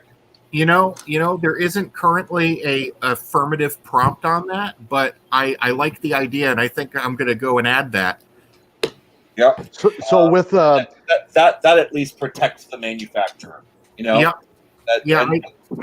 And there has to be like some sort of like checkbox. So yes, I accept the risk. Yada yada. Yep. Are you shipping? Would you ship the print with the supports on? So right now we're not shipping prints, right? We don't ship. We only do local pickup, and that's kind of the idea. Would you provide the prints with the supports on? As it is currently, yes. But if you wanted to do an upcharge when they come to pick it up, or even before they come and pick it up, that's something that you can do. We don't have that currently as like a checkbox in the system, because that's kind of like something that you have to really look at before you do. But if you're using water soluble support, you don't even have to worry about it. The other problem I think I see here is I'm part of one of these websites where people can upload a model and request prints. And a lot of the jobs I see, people are uploading these models from like video games, and they have like sub-millimeter details, real tiny things that won't even print on an FDM. And they all expect these things to print out. And, if they feed it to an auto drop, I think they're going to end up with a puddle of mess. And it's like, how do we there's like an education piece there on how small they can print and everything else. Yeah, so I mean that's all. There's certain tolerances and stuff. For the different locations, like you can set up in the information about your location, the kind of stuff that you do, and the kind of quality that people can expect. That's part of the way that the system's set up. So when you click a spot on the map, it'll tell you something about that location. So you can put information like that there. So are these all printed? When these all printed with water soluble supports? Then, what was that? Are these all printed with water soluble supports? Then, we don't currently, but you can do that. The slicer support is there. Because everything I design is designed around the ability of a 3D. All my cooling modifications and my mechanical cooling mods are all designed to have print from the build plate, but within the ductwork there can be absolutely zero supports. So they could not print something like that with just a support on and off. Mike, the way that we have our process set up, it's simplified, so it's not. Gotcha. It's not complicated in that way with people manually adding or taking away supports or anything like that. But we did it so that really we have a whole bunch of artists and stuff at our local makerspace, and we had 3D printers that were always broken all the time. And that's because we had a bunch of artists using 3D printers. We fixed that problem by doing this, and now we at the local makerspace, we have like upwards of 30 people, maybe a little bit more, who use the 3D printer, just because they can, and once they have a little bit of education on it, they're going to town printing out stuff and then just picking it up because it just ejects and nobody touches the printer, and that means the printer always work. How many printers do you have in your network? So right now, I think we have 8 at the moment that are online. I really don't know because I don't snoop into other people's accounts. I just know about the ones that we've sold and or are managing, locally. Interesting. Yeah, I think for a makerspace, this is actually outstanding because in our makerspace, it's it takes a little bit of training to get something printed, and you have to go over to this other sort of computer that's standalone and everything else. So I think for a makerspace, this is great. And usually the people at makerspaces are a little bit more aware. But I think, like, if you're talking general public, you'll have a lot of kids uploading like things that are unprintable. Well, that is true, but like one of our local libraries, and the library just has a bunch of little old ladies who run it, right? And they absolutely love it just because it works and it works consistently. Somebody's got YouTube turned on. I can hear it. Yeah. So yeah, that's kind of a nice thing that they've been able to do, running a printer, and they don't run into much trouble. Are they the ones uploading the files into the software, or no? Did they It's still let the public do it? Okay. But who's there watching that first layer go down to make sure that and nobody. It just happens. The thing could be sitting there in the middle of the night and start printing. That's cool. I don't. I have on my printer behind me, my CR10S Pro. It's been at least a month. I haven't had to level my bed. I have a beer. Look, I'm just saying, like 90+%, I think, of folks in the 3D printing community are just on a completely different level than that. And we see it. We see it daily in the groups. Like, there's a reason why. How many years in are we on? I'll be right back. And that's still an ongoing issue that people run into. And an unmonitored machine, I just I like the idea of it. I want us to be there. I'm just, had I lived in Jesus's times, I'd be there like, I gotta stick my finger in the hole because I don't know if I believe this shit. I'm a cynic and a doubting Thomas, and I'd love to see it in person. I think the idea is fantastic. So for dropping that aspect of it, how are you marketing to make people aware that the service is available to bring more business into the network connected? So basically, I'm just like, stalking streams like this and, popping up on the Discords and stuff like that. And anytime I see a 3D printing project which has an automatic ejector, I open an issue on GitHub and say, hey, I'd like to talk to you. but yeah, I mean, we have our ejector which works, and it works really reliably. I wish that we could get some other vendors to start making the printers with our ejector. We did go through the trouble of protecting the IP on it only because it works, and it's probably it's one of the only methods that wasn't locked down at the time when we did it. But we're not Stratasys. Our goal is not to do terrible things. We just want to go and have printers that are hooked up to our network. So if somebody wants to start making printers that have our ejector, give us $3 per machine and have it default connect to our cloud, and we're happy. But yeah, on a serious note, I mean, if you wanted to go and make your printers, like if you have Deltas are the ones that we use for doing automatic ejection because they have a stationary build plate. Yeah. And as long as you have an auto level on that, they work beautiful. Yeah, and I think that's probably the missing piece of the equation there. I could see how that is consistently viable. I think on the Cartesians or the Core XYs, that's just a whole different animal. Core XY could be fine as long as your plate is lowering, as long as you have a Z screw lowering your build plate. Yeah. But why do you have to have an auto eject on it?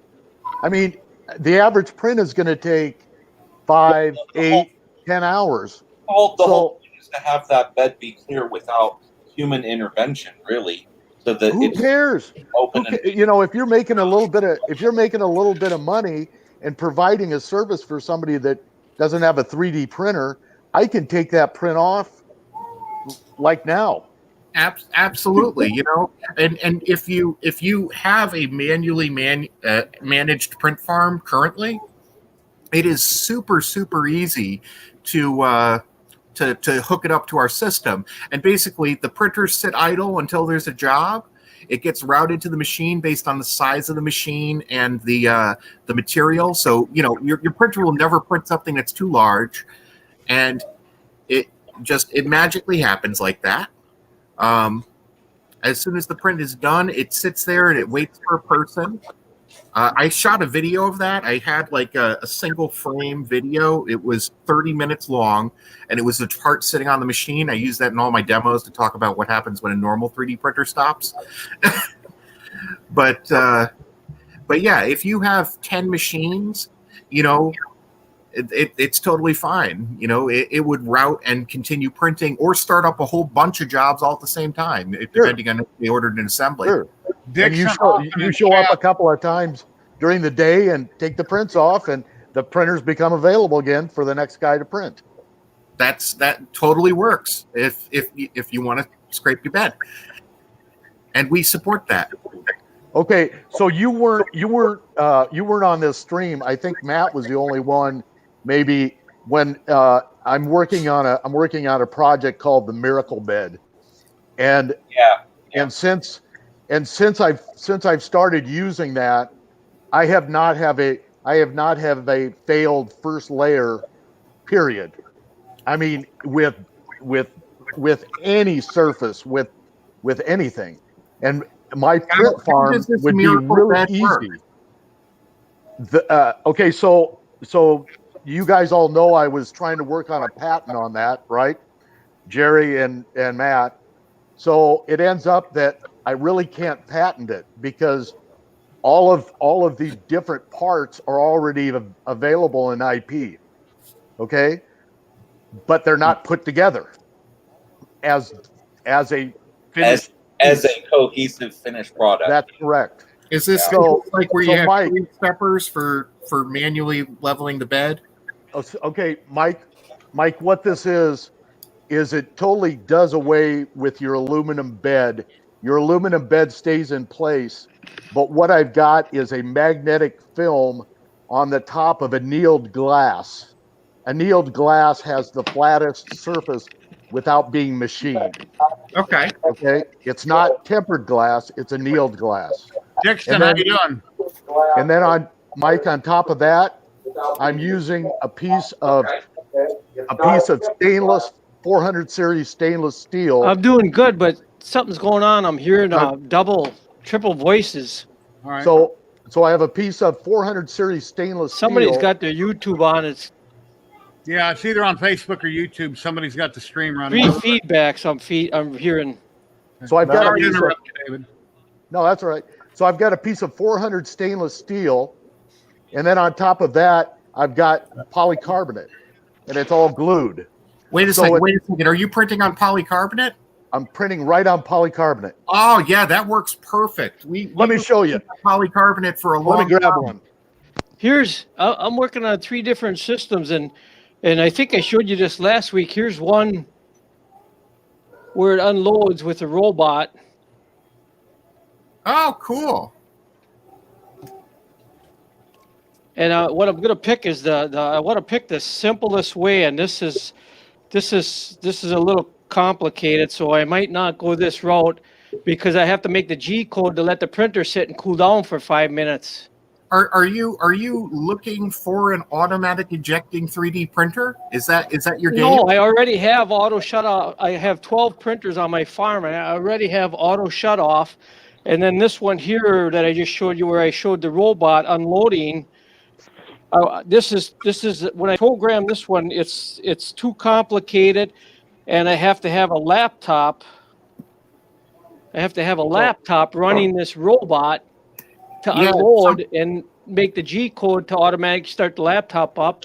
The other system I looked at today, which is really nice, is I got familiar with Idea Maker, and you can do sequential printing. And a lot of times if I did test runs, if I print that way, I get really good results because it's always printing one unit at a time.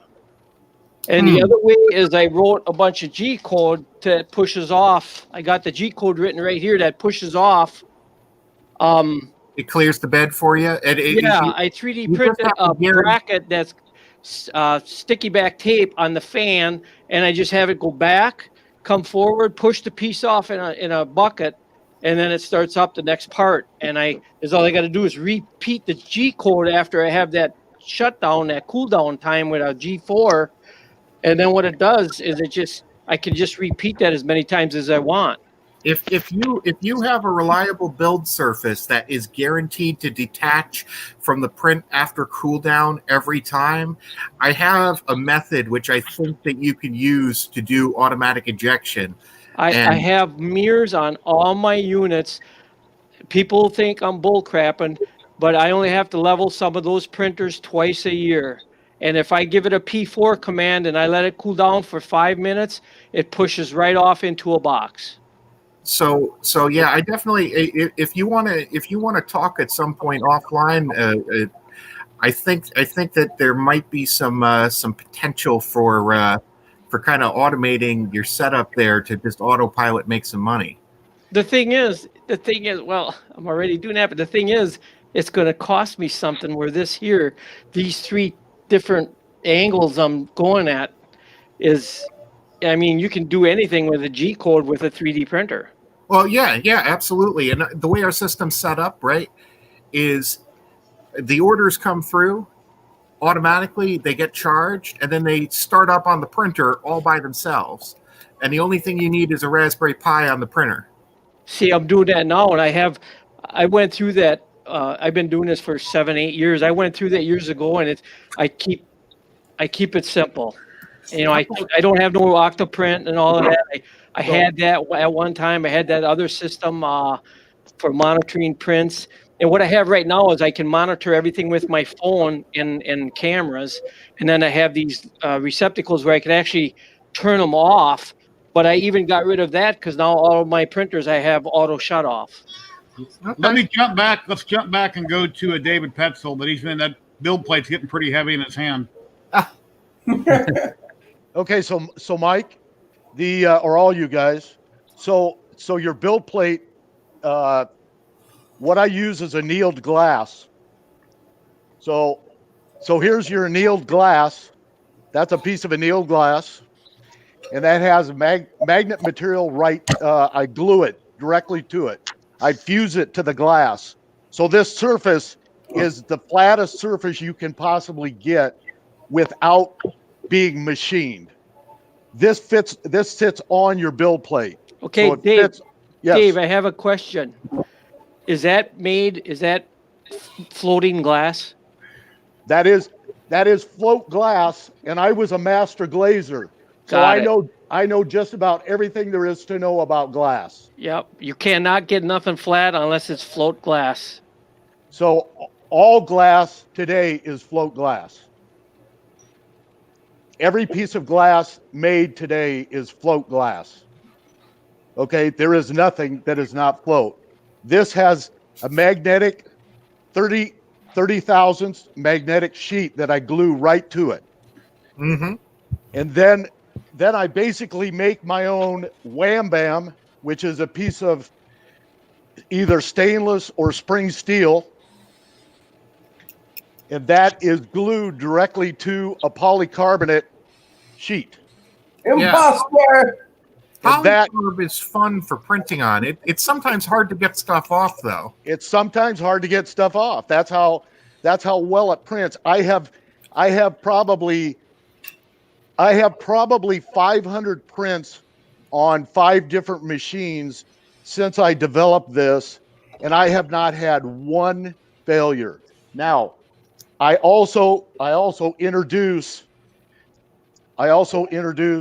this feature.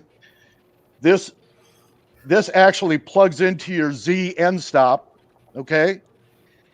And instead of being a capacitive probe, this is an inductive probe. And it's actually picking up the steel. So it's reading through the polycarbonate and it's picking up the steel, which is sitting on the flat annealed glass. Okay, so do you see where I'm going here? Yeah, I got one of those. When I do a standard deviation, I can typically get down into the tens of thousands. And when I do a bed mesh, I'm typically under 0.7. My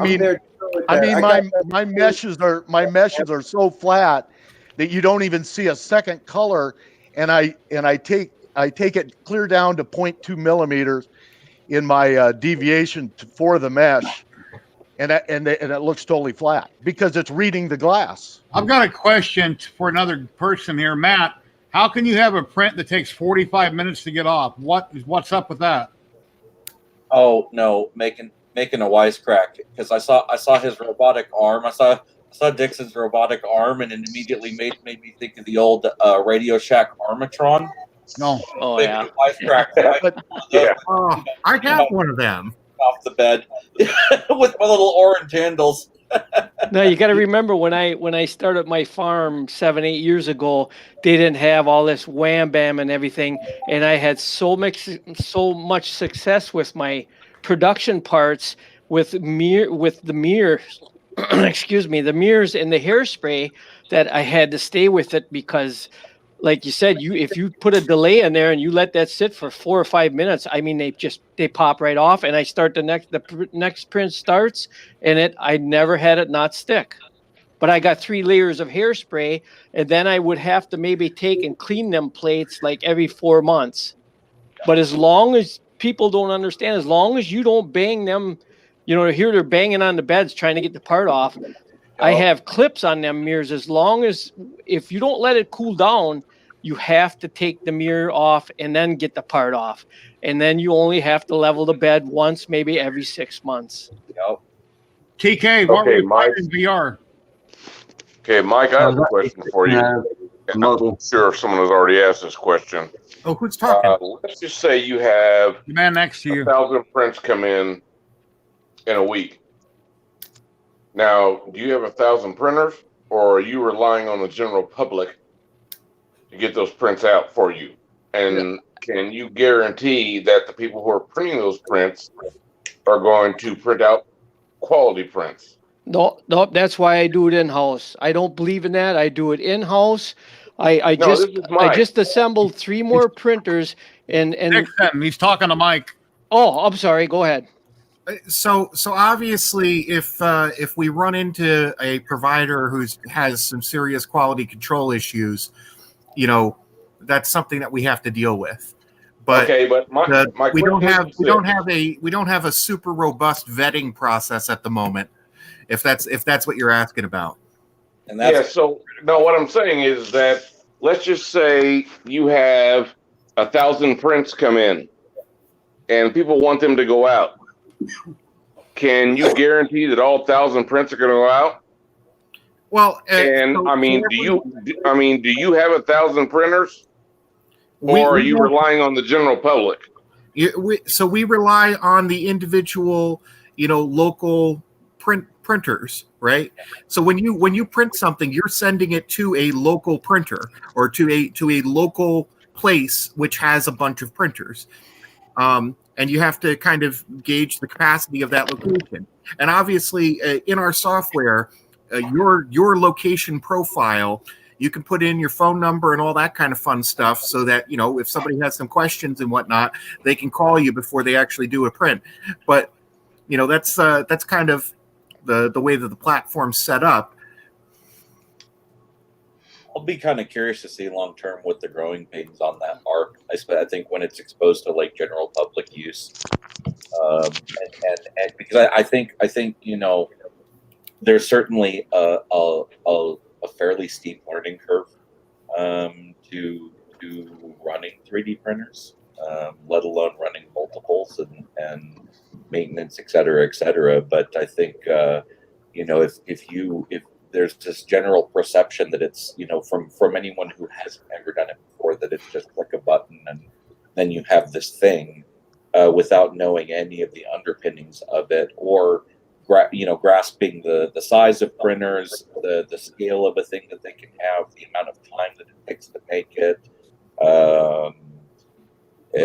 And certainly, if you end up with a vetting process for the manufacturers in your network, it certainly needs to be a two-way vetting process, so that the manufacturers have at least some wiggle room to be able to go, look, the customer who placed this order is an idiot. They unchecked all sorts. Is color choice, Mike, available, or does that depend on where you're sending the print? That depends on where you're sending the print and what they have loaded on their machine, and that's something that you would want to include in your profile. And then a time frame. Okay, all so- that, they would either get back with you on a time frame, how long it would take to do X amount of prints or whatever. So it tells you how long each print takes, but you get an email with a picture each time one completes, and basically that also offsets some of that quality control. So if you're a user, you get an email that says, this object just printed. If you see a pile of spaghetti, you can report that. That's the thing. So it outsources some of that quality control to the customer, which is kind of fun. Okay, well, my question is this. If I get a picture of nothing but spaghetti, okay, how come there's not somebody sitting there watching that machine so I don't get a pile of spaghetti? Well, on our machines, you get one maybe once every 100 prints.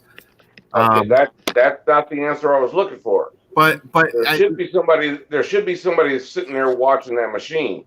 That was one of the questions that was proposed earlier. It's like my printers. I randomly look at them, and they're usually fine. Once they start out and the first layer is good to go, the print's usually fine. I randomly, because I live here, will check on it, as I'm sure wherever the makerspace you're sending it to, they randomly look at them, but they don't actually stand there and constantly watch them, nor do I, nor does anybody here. Yeah, and you're right, Jerry. You're right. Nobody has to stand there 24/7, but it just seems kind of leery. I mean, someone has to be around to check things and go through things. And if someone can send you a picture, I love it, Sasha. Wrong, then somebody should have been there to stop it before it went wrong. Well, it's the computer that takes the picture, right? So it's the Raspberry Pi that's connected to the printer that takes a picture of it, and it does it while it's printing also. So you can look at the status of your jobs as they start and finish, and you can see them as they go. So, if you're running the farm, you can look at your queue and see what stuff is happening. Is it a moneymaker, Mike? I mean, it can be. It depends on what your print volume is. Do I have to? I have to make my all my Raspberry Pis public.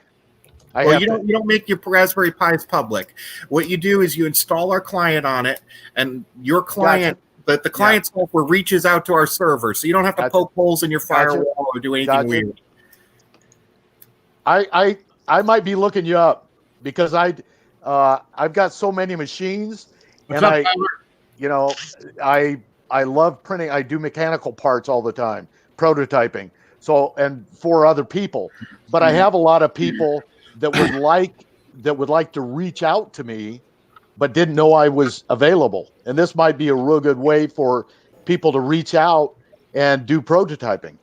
And you can also, if you own the printers, you can set different prices, right? You can set an in-house price, which are for people who you add to your organization as users, and you can set an external price for the general public. So like for the maker spaces and stuff like that, maybe you have one price for your members, which is cost of filament. And then the other price is like 5 times the cost of filament or 10 times or whatever you want to do for the general public. Okay, Mike, I have a question.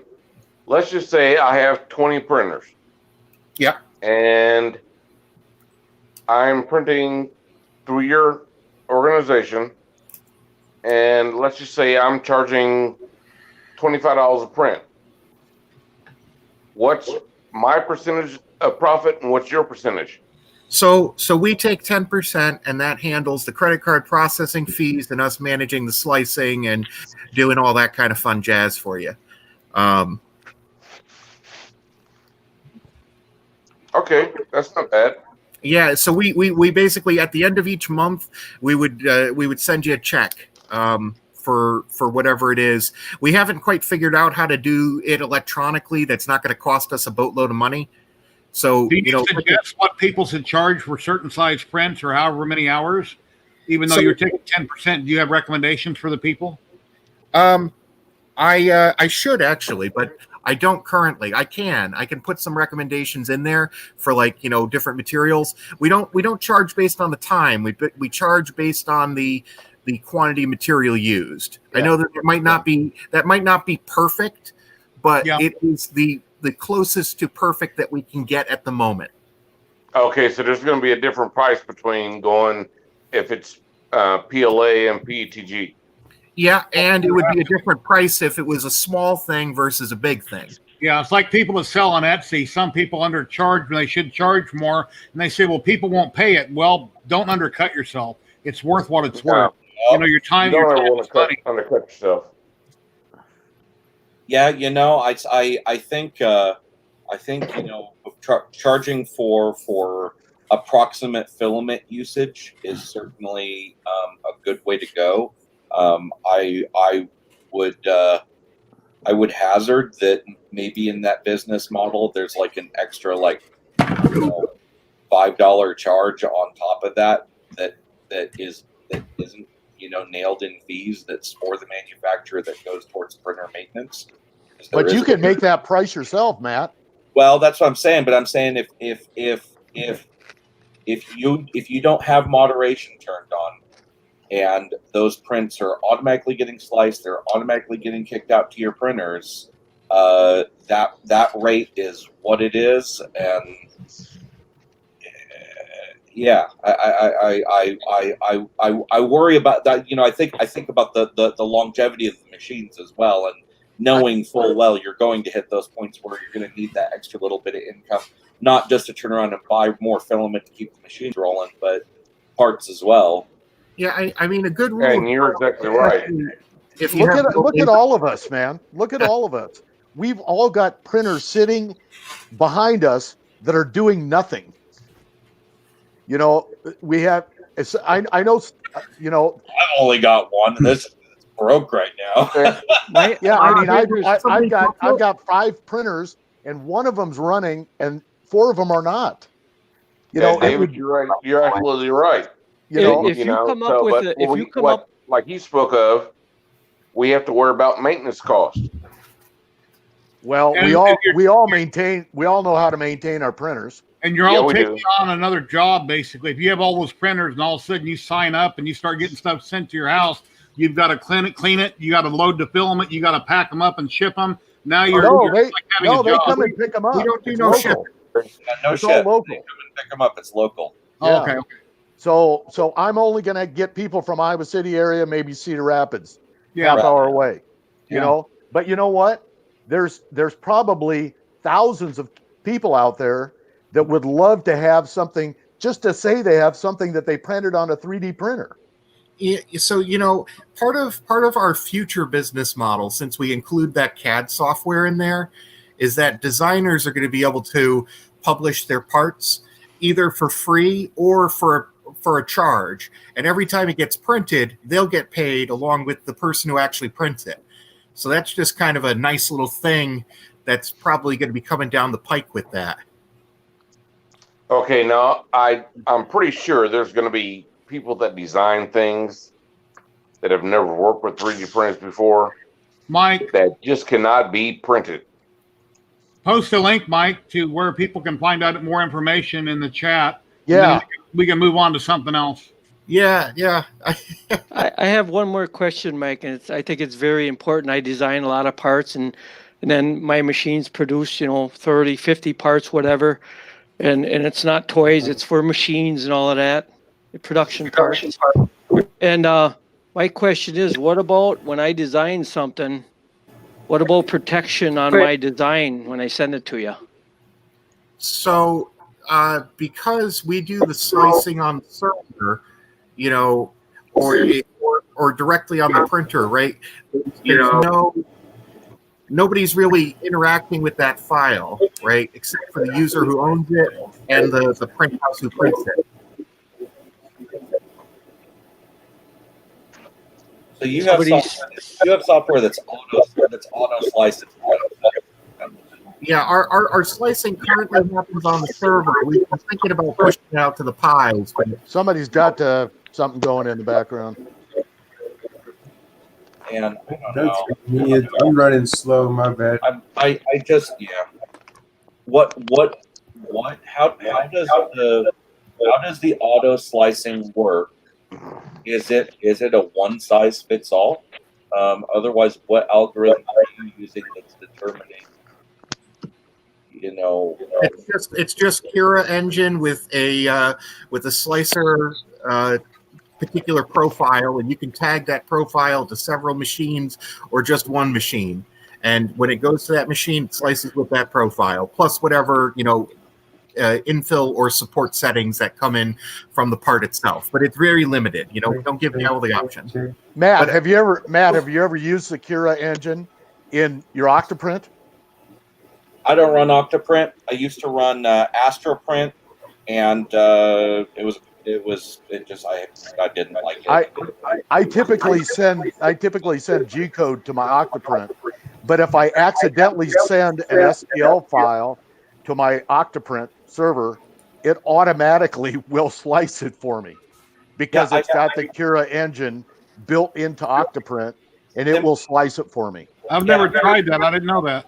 Yeah, I got Octoprint on almost everything. Yeah, I can't post a link. I was trying to post a link in the chat. Put it in the private chat, and I'll post it. Astroprint has the same thing.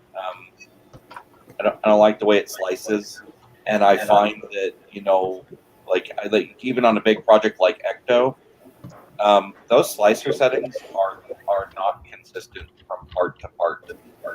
I sit and do a lot of customization on each one because there again it's hard-won knowledge. I don't auto place support. I just don't. You waste a ton of material. You waste a lot of time, and time is money. And failures are less than ideal, as we all know. And changing your infill patterns, and it just depends on your overhangs. It depends on what surfaces are where. It depends on part orientation for best surface quality. And I just find that I have yet to discover anything where you just import it, click print, walk the fuck away, and you've got the super mega awesome thing that's going to meet a complete stranger's expectations, as opposed to charging that extra bit for the time. To sit and they're paying you for your knowledge. They're not just paying you for your machine at the end of the day. To properly orientate a print and look at it with an intelligent thought process and knowing your specific printer. Your mic's cutting in and out. And how it prints well. And I'm not bagging Mike, believe me, because I'm intrigued, and I think that is certainly the future of things to come. I totally get it, and I can see why you would be apprehensive about it, but we're trying to just push it forward. I mean, we're coming out next month with support for those angled belt printers, so that's going to make it even more fun. But it's all kind of just everything just has to be slowly worked through, and everything gets better over time. Yeah, I'm on the other side of it. I see what Cura can do in an auto slicing setting, and if I have an Ender 3 set up with a 0.4 millimeter nozzle and I'm running a specific PLA, I know that I can slice that with the same settings every time no matter what print I put in there, and that printer will print it correctly. It may not print it the way, it's not going to be 0.1 layer heights, but I know that that's going to print any part exactly the same. And that's what we're aiming for, and that's the way that it's been working for us, very reliably. But hey, Robbie Mack on the Octoprint and the Pi. A few years ago, I was having trouble with a couple Pi 3s, and I put fans in my clear cases, and then my problems went away. I've never had a stutter on an Octoprint and a Pi 3 since. It's because you live in Las Vegas. Okay. You guys It's are the gonna, heat, man. you guys are gonna laugh, but I got one of the early versions of Kira that I still have to use because my parts are so smooth all the way around. I'm still using 15.42. 15. We're using 15.04 currently, but I think we're going to add the option for the newer version when we do the belt slicing. All my parts, you look at my production parts, and this is the bottom. Well, you look at the sides; they're so smooth, and that's what my customer wants. I don't want to change, but I am looking at Idea Maker because of the sequential printing I can do. Because then I could tie that in with my G code, and I could print 6 pieces at a time, and then actually have the G code cool down and actually have the G code push them all off. Then I'm getting the best of both worlds. Because the removal with the robot is, I like to keep things simple, and I have to have laptops tied into that to keep them running. To keep that running. Like I said, I might have a solution for you there that will work with your existing setup and be really easy to add to your printers. And I don't mind talking to you about that offline, because I have an idea which I think will work for you, and I've tested on something before. So it really just requires that perfect level all the time. That's the only thing. Swap emails in the private chat or something if you guys want, or to let each other know how to get a hold of each other. Well, I'd like some information. Mr. Petzel. I'm in an area. Still trying to figure out how to do private chat. Yeah, I'm in an area here in Iowa City. We're a college town, and we've got in the public library, they've got a little space set off to the side that we got a couple of makers, and that's it. And they know nothing. And I've had them over to the house, and I'd love to be able to get involved with something like this. Hey, kids learn quick. They learn. I had to laugh. Oh, if you want to get a hold of Mike, just add a .com to what you see on the screen, and you're there. All right, guys, it's nearly 5. And Mr. Petzel, I pretty much don't know anything about private chat on YouTube. I'm still new to this. Oh, it's the other tab in the StreamYards thing. You see how there's the comments tab and then the private chat tab? Okay. On the right side, click private chat. You might be in full screen. Get out of full screen. I think David's on a tablet also. No, I'm not. I'm on my laptop. All right. Night, guys. 5 a.m. for me. Take care. Thank you for stopping by, TK. Thank you for sharing. Thank you. You got some really awesome work. You're always welcome to come back whenever I stream. Yep, will be. All right. Thank you. Lost was down, everyone. Hi.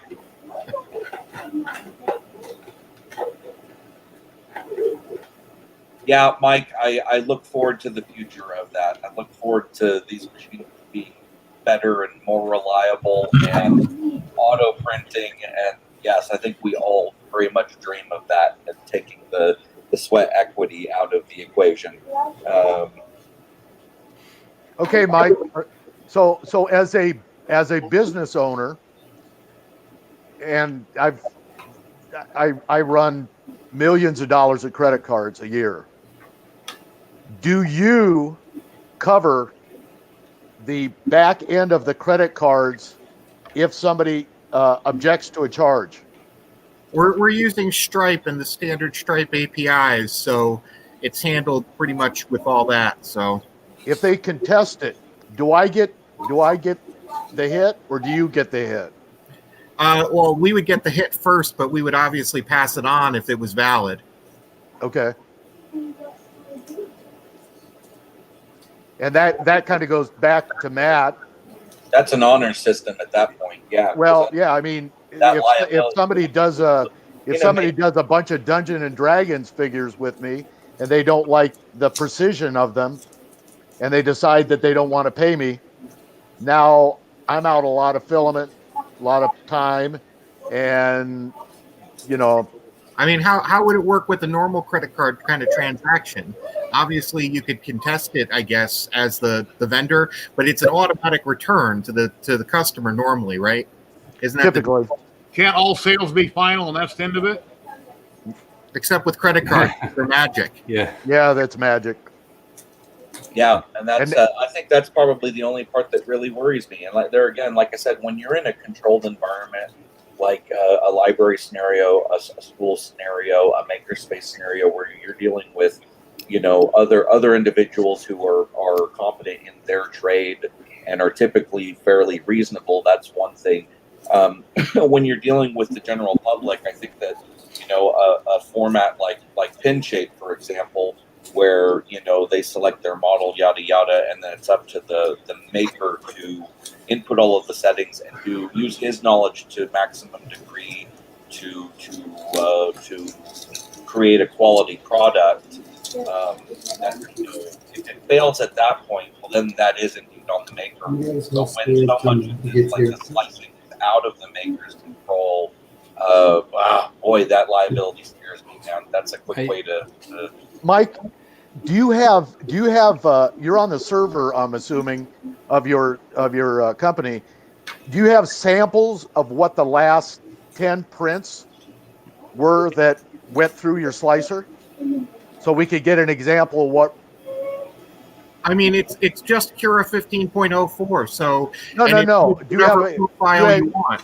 I mean, do you have examples of the STL files that we could see an example of the actual print that was? And are the STLs being deleted after you get something printed? Let's say I bought an expensive model and I sent it to your server. Now that person has a copy of my STL, which technically he can't reprint because I paid for it. How can you ensure people that they're going to delete the STL after they print them? So nobody sees the STL typically because it's all handled by the software.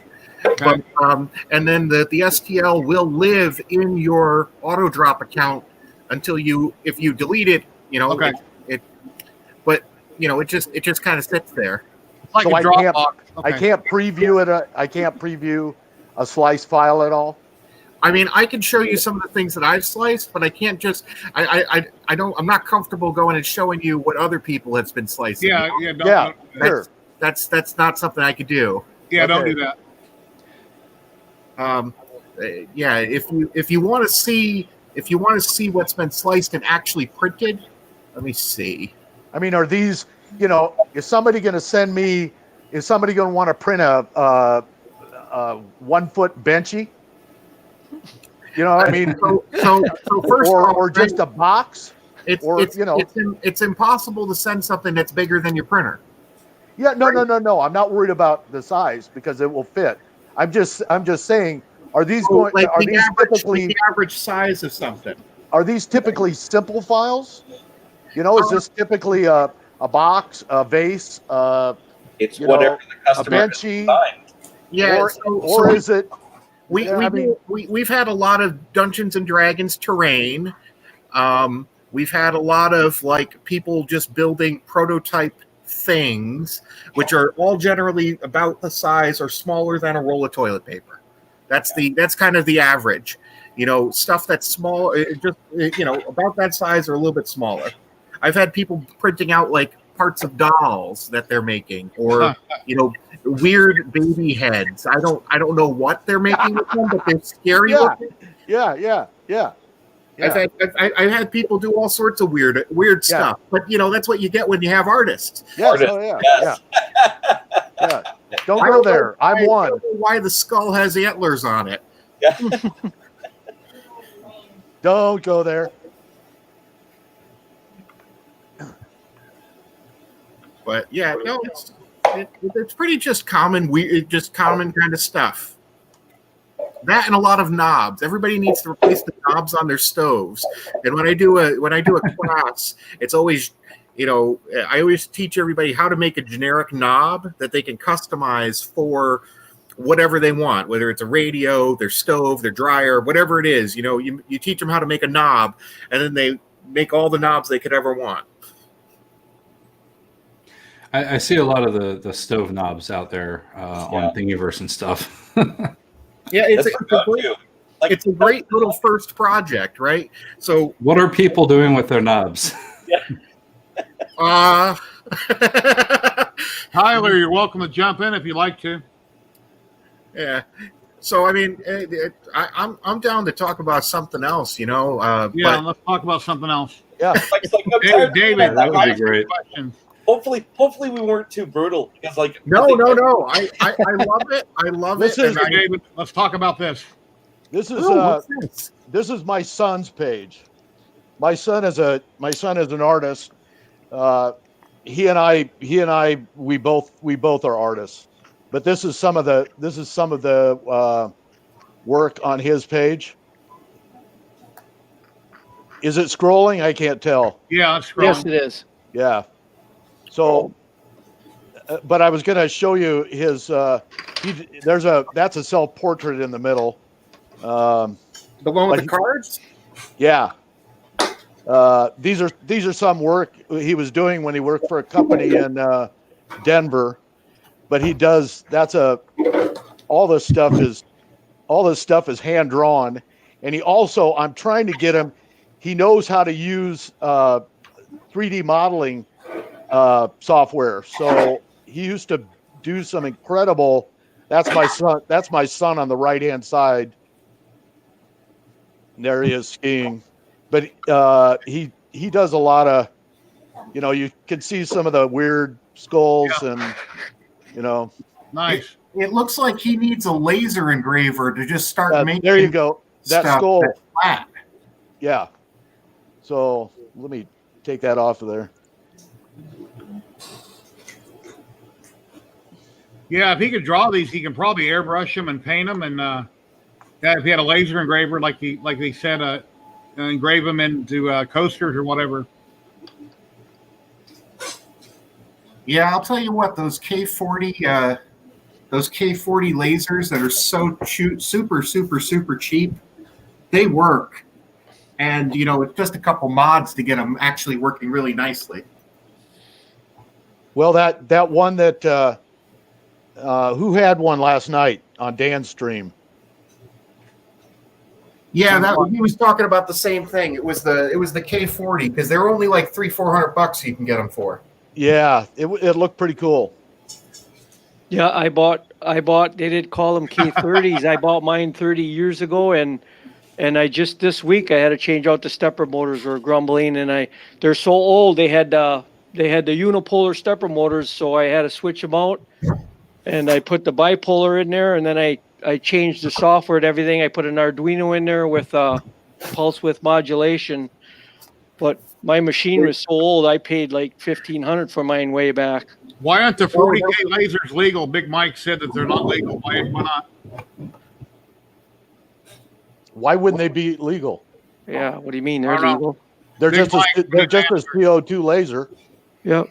So yeah, there is robust laser regulation in the United States, but it's hard to enforce.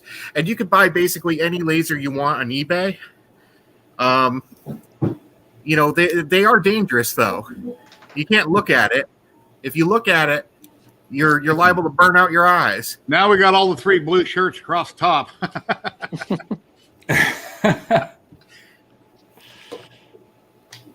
Oh, look at that. It's the original 3D printer. Sachi? He says they're not FDA approved. Oh, he's talking about the eBay ones because some of them say they're FDA approved and it's a joke. It's kind of like the UL stickers you can buy. Right. Buy rolls of UL stickers on Banggood. Or not Banggood. What's the other one? What's the AliExpress? AliExpress. Ally. Yeah, Ally.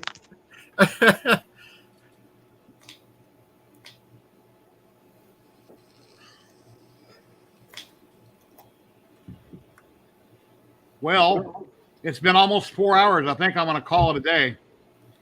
Yeah. So I think Yeah. 3 hours and 56 minutes I've been, or 55 minutes I've been streaming.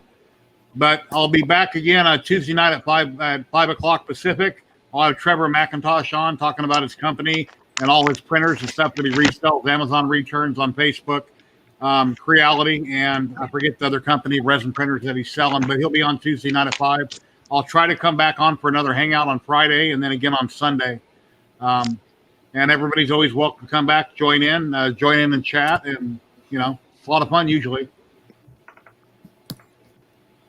Anybody here have anything you want to say to the people watching? Well, this was really fun for me. Thank you so much, Jerry, for the invite. I really liked meeting everybody here, and thank you, Mike, for taking all that beating. That was really good stuff. I am interested in learning more of the AutoJob software. But anyway, follow me on Twitter. It's graybeard_3D. And I do have a YouTube channel as well, so you can check me out there, or you can go to graybeard3d.com. Thank you very much. All right, Matt. Yeah, Graybeard. Nice meeting you. Hi, everybody. Have a good one. Matt. Appreciate it. Yeah, if anybody's interested in the mask or what I'm doing, I'm Sashi the Sage on Facebook. I'm one of Jerry's friends. And Matt, I'm watching you on your project, but that Ghostbuster truck, that car is off the hook, man. You know what I'm saying? So Yeah, it is. That's way cool. That's like crazy. I just did another little Coda spot putty this evening, so I'll be back to sanding tomorrow, and hopefully second Coda primer. I had to step away and go work on honeydew projects for a day to keep my butt out of trouble. So, Mr. There's so much to say, Mr. Dixon. I gotta check out if you could put your link in YouTube. I need to check out that robot arm that's removing things. And Mike up there at the top, dude. I learned a lot about automating. I'm interested in that slider. You know what I'm saying? I'm still small scale, but I'm gonna get there. And I learned from that. Yeah, if there's links that go out after this, I'll try to follow everybody. What was your Twitter handle there? I use mine. Well, everybody's one. Oh, I think I got you, Graybeard, but yeah. I'll post everything in the private chat to get a hold of me. And again, thank you, Jerry. I'll see you later, man. Yeah, not a problem. Thank you for stopping by. Down there, Mr. Pestle. Yeah, Sasha, it's cool, man. Nice meeting you. Stay cool. Same here. Thank y'all for your time, man. Yeah, after this post, everybody can come back in the comments under the video. You can only come back and post your links if you'd like. If they're not seen on screen. If you showed them on screen, then I showed them. When people rewatch it, if they watch all the way through 4 hours, they'll find them. If not, you can just post them down below in the comments. Hey, Matt, do Yes, you need any of those micro drill bits? I've got a shit ton of super small ones. I am not gonna lie. I will never turn shit down, man. Okay. You know how it goes, where you're always on a shoestring budget, paying attention to what you're spending, where, and how. Yeah, I've got some like 0.5 and 1 millimeter. So and I've got a little sack of them. I think I've probably got 20 or 30 of them. I'll send you a few.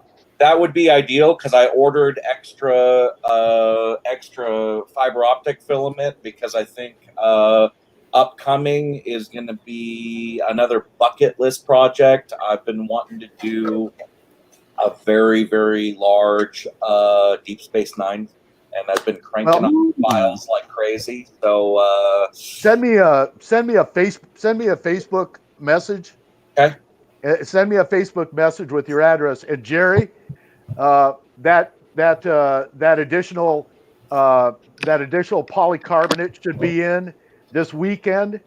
So I should be able to make those 2 sheets for you and Llama that I was going to send you.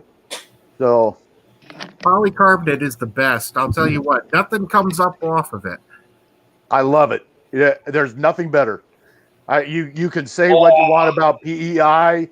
You can say what you want about anything. Polycarbonate's the best on the planet. FDM. Yes. FDM. FDM printer, yeah. I've been you need to fly the camera around it. Yeah. I used to have it hanging. The details are pretty darn good. You can see the windows and everything. That's the goal. Like, I'd like to have that sucker be probably about 2 foot diameter. I got something. I got to show Dave. Him and I are so alike. I was watching him on a couple other podcasts, and I'm all into the RC area. Yeah. Oh no! I have a big B-17. He'll remember this because I'm a little older than him. But back in the first Star Wars, I built the speed bike. Oh, nice. Nice. Nice. Flies pretty good. As a drone. Nice. Yeah. Oh, cool. That's cool, but you've got the wrong trooper on it. You've got the. Yep, that's the part I didn't make, and I thought, well, I just got to grab this. It was one of the kids' toys years ago. I built this, I think it was like 15 or 16 years ago. This you have to know how to fly because this doesn't have none of that stabilization. None of the gyro, right? Yep, no gyro in it. This was made from a door skin on my laser. Oh, nice. Oh, sweet. So I don't know if you guys saw the news, but Avery Brooks might be making a return to Star Trek. Okay. I heard that. Are they trying to actually fix things and make it not terrible now?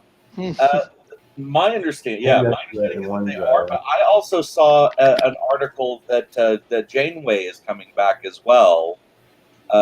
So I'm not going to lie. I love Janeway. My inner bubbles are all like, look.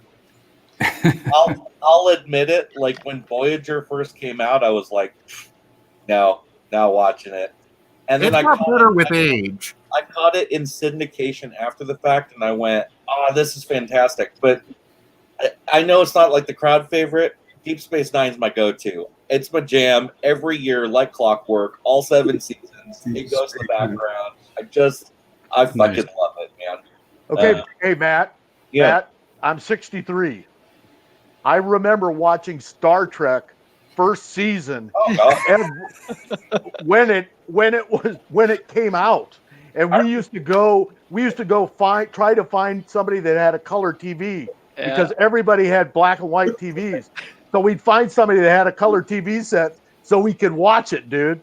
We were talking about that this morning because we had some friends over, and they're in their mid-20s, and the thing that struck me, and it tied in kind of with Verf, because the thing that struck me watching so many of those folks, you know, I turned 40 next month, and for older guys, like I get it, that's not like super old, but for me, I'm starting to really feel it, and especially when you're dealing with these young guys that are like 21, 22, and they have been raised with technology. They have no clue what a TV with no remote control is, what a TV with UHF and VHF knobs is, where your mom screams at you at Saturday morning because it's clonk, clonk, clonk, clonk to channel surf. And I'm watching it, the way that they process information and the way that they attack their projects just blows my mind. And I started kind of feeling a little inadequate behind the scenes, and my wife just looks at me and she goes, yeah, but they don't know how to do what you do. They haven't built model kits. They don't have a friggin' clue when it comes to airbrushing and technique. No, they're missing out on a lot of crap. Missing everything. Time with SP's tester with tested glue. I looked at her and I just went, I love you very much. Thank you, because I really needed that, because I was just it was like being in they're in their phone. They're not craftsmen. They're not craftsmanship though. Like we are, even at like our age. You know, the older. Because I'm 60, and many people. It's because that's what my business is. I was by trade electrician, and then I got into electrical engineering, so I know all these program languages. I got into for programming the machines at work. But otherwise, people my age, some of them don't even know how to turn on a computer. Well, they have now these Bluetooth things for people's phones, so you can do the rotary dial. Yeah, yeah. Now, Dixon, when I'm 63, so my high school in Indianapolis was the only high school that taught computer programming, and I took it. Yeah. So I learned how to program BASIC back when I was 16 years old. That was it. That was in like '73, and I worked on a mainframe, and then I learned Fortran, and I learned how to work on a compiler, and then I started.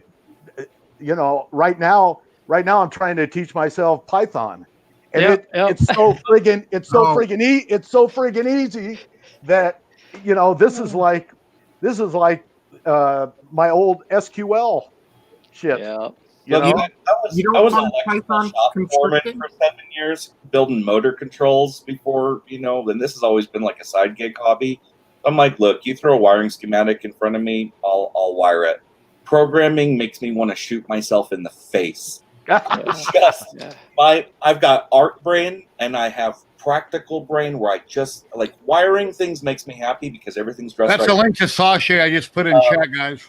But programming, no, God, But program, it's like, I got the art brain and I got the programming brain. I love it. And when I look at something, it's like, I think I can do that. I think I can program that. I think I can build that. I just love it, man. I love, I still program. I've got a piece of software that people still buy, and that's for restaurants. And it's like, shit, this is still cool. I'll tell you guys this. I remember when Encyclopedia Britannica was like my neighborhood. Before Google. When I saw somebody with one of those, I was like, this dude's rich, right? Because right?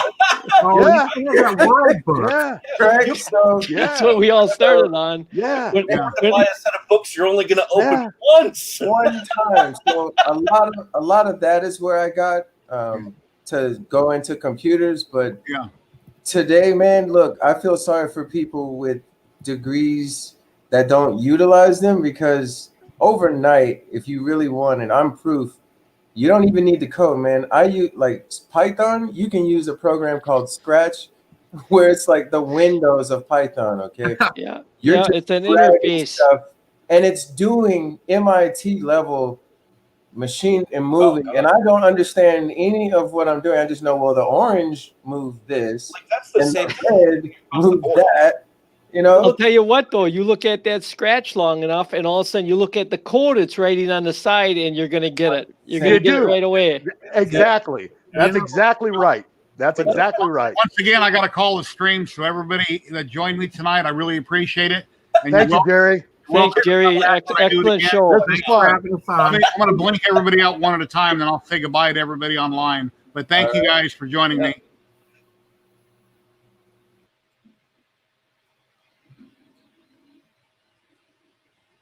And I guess that's a wrap, everybody. I've been streaming for 4 hours, 7 minutes on YouTube and 2 places on Facebook. Thank you for everybody joining me hanging out. And thank you for everybody in chat. I really appreciate it.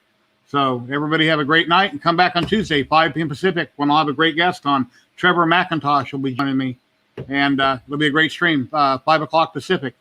So let me run my exit thing here. Later, guys.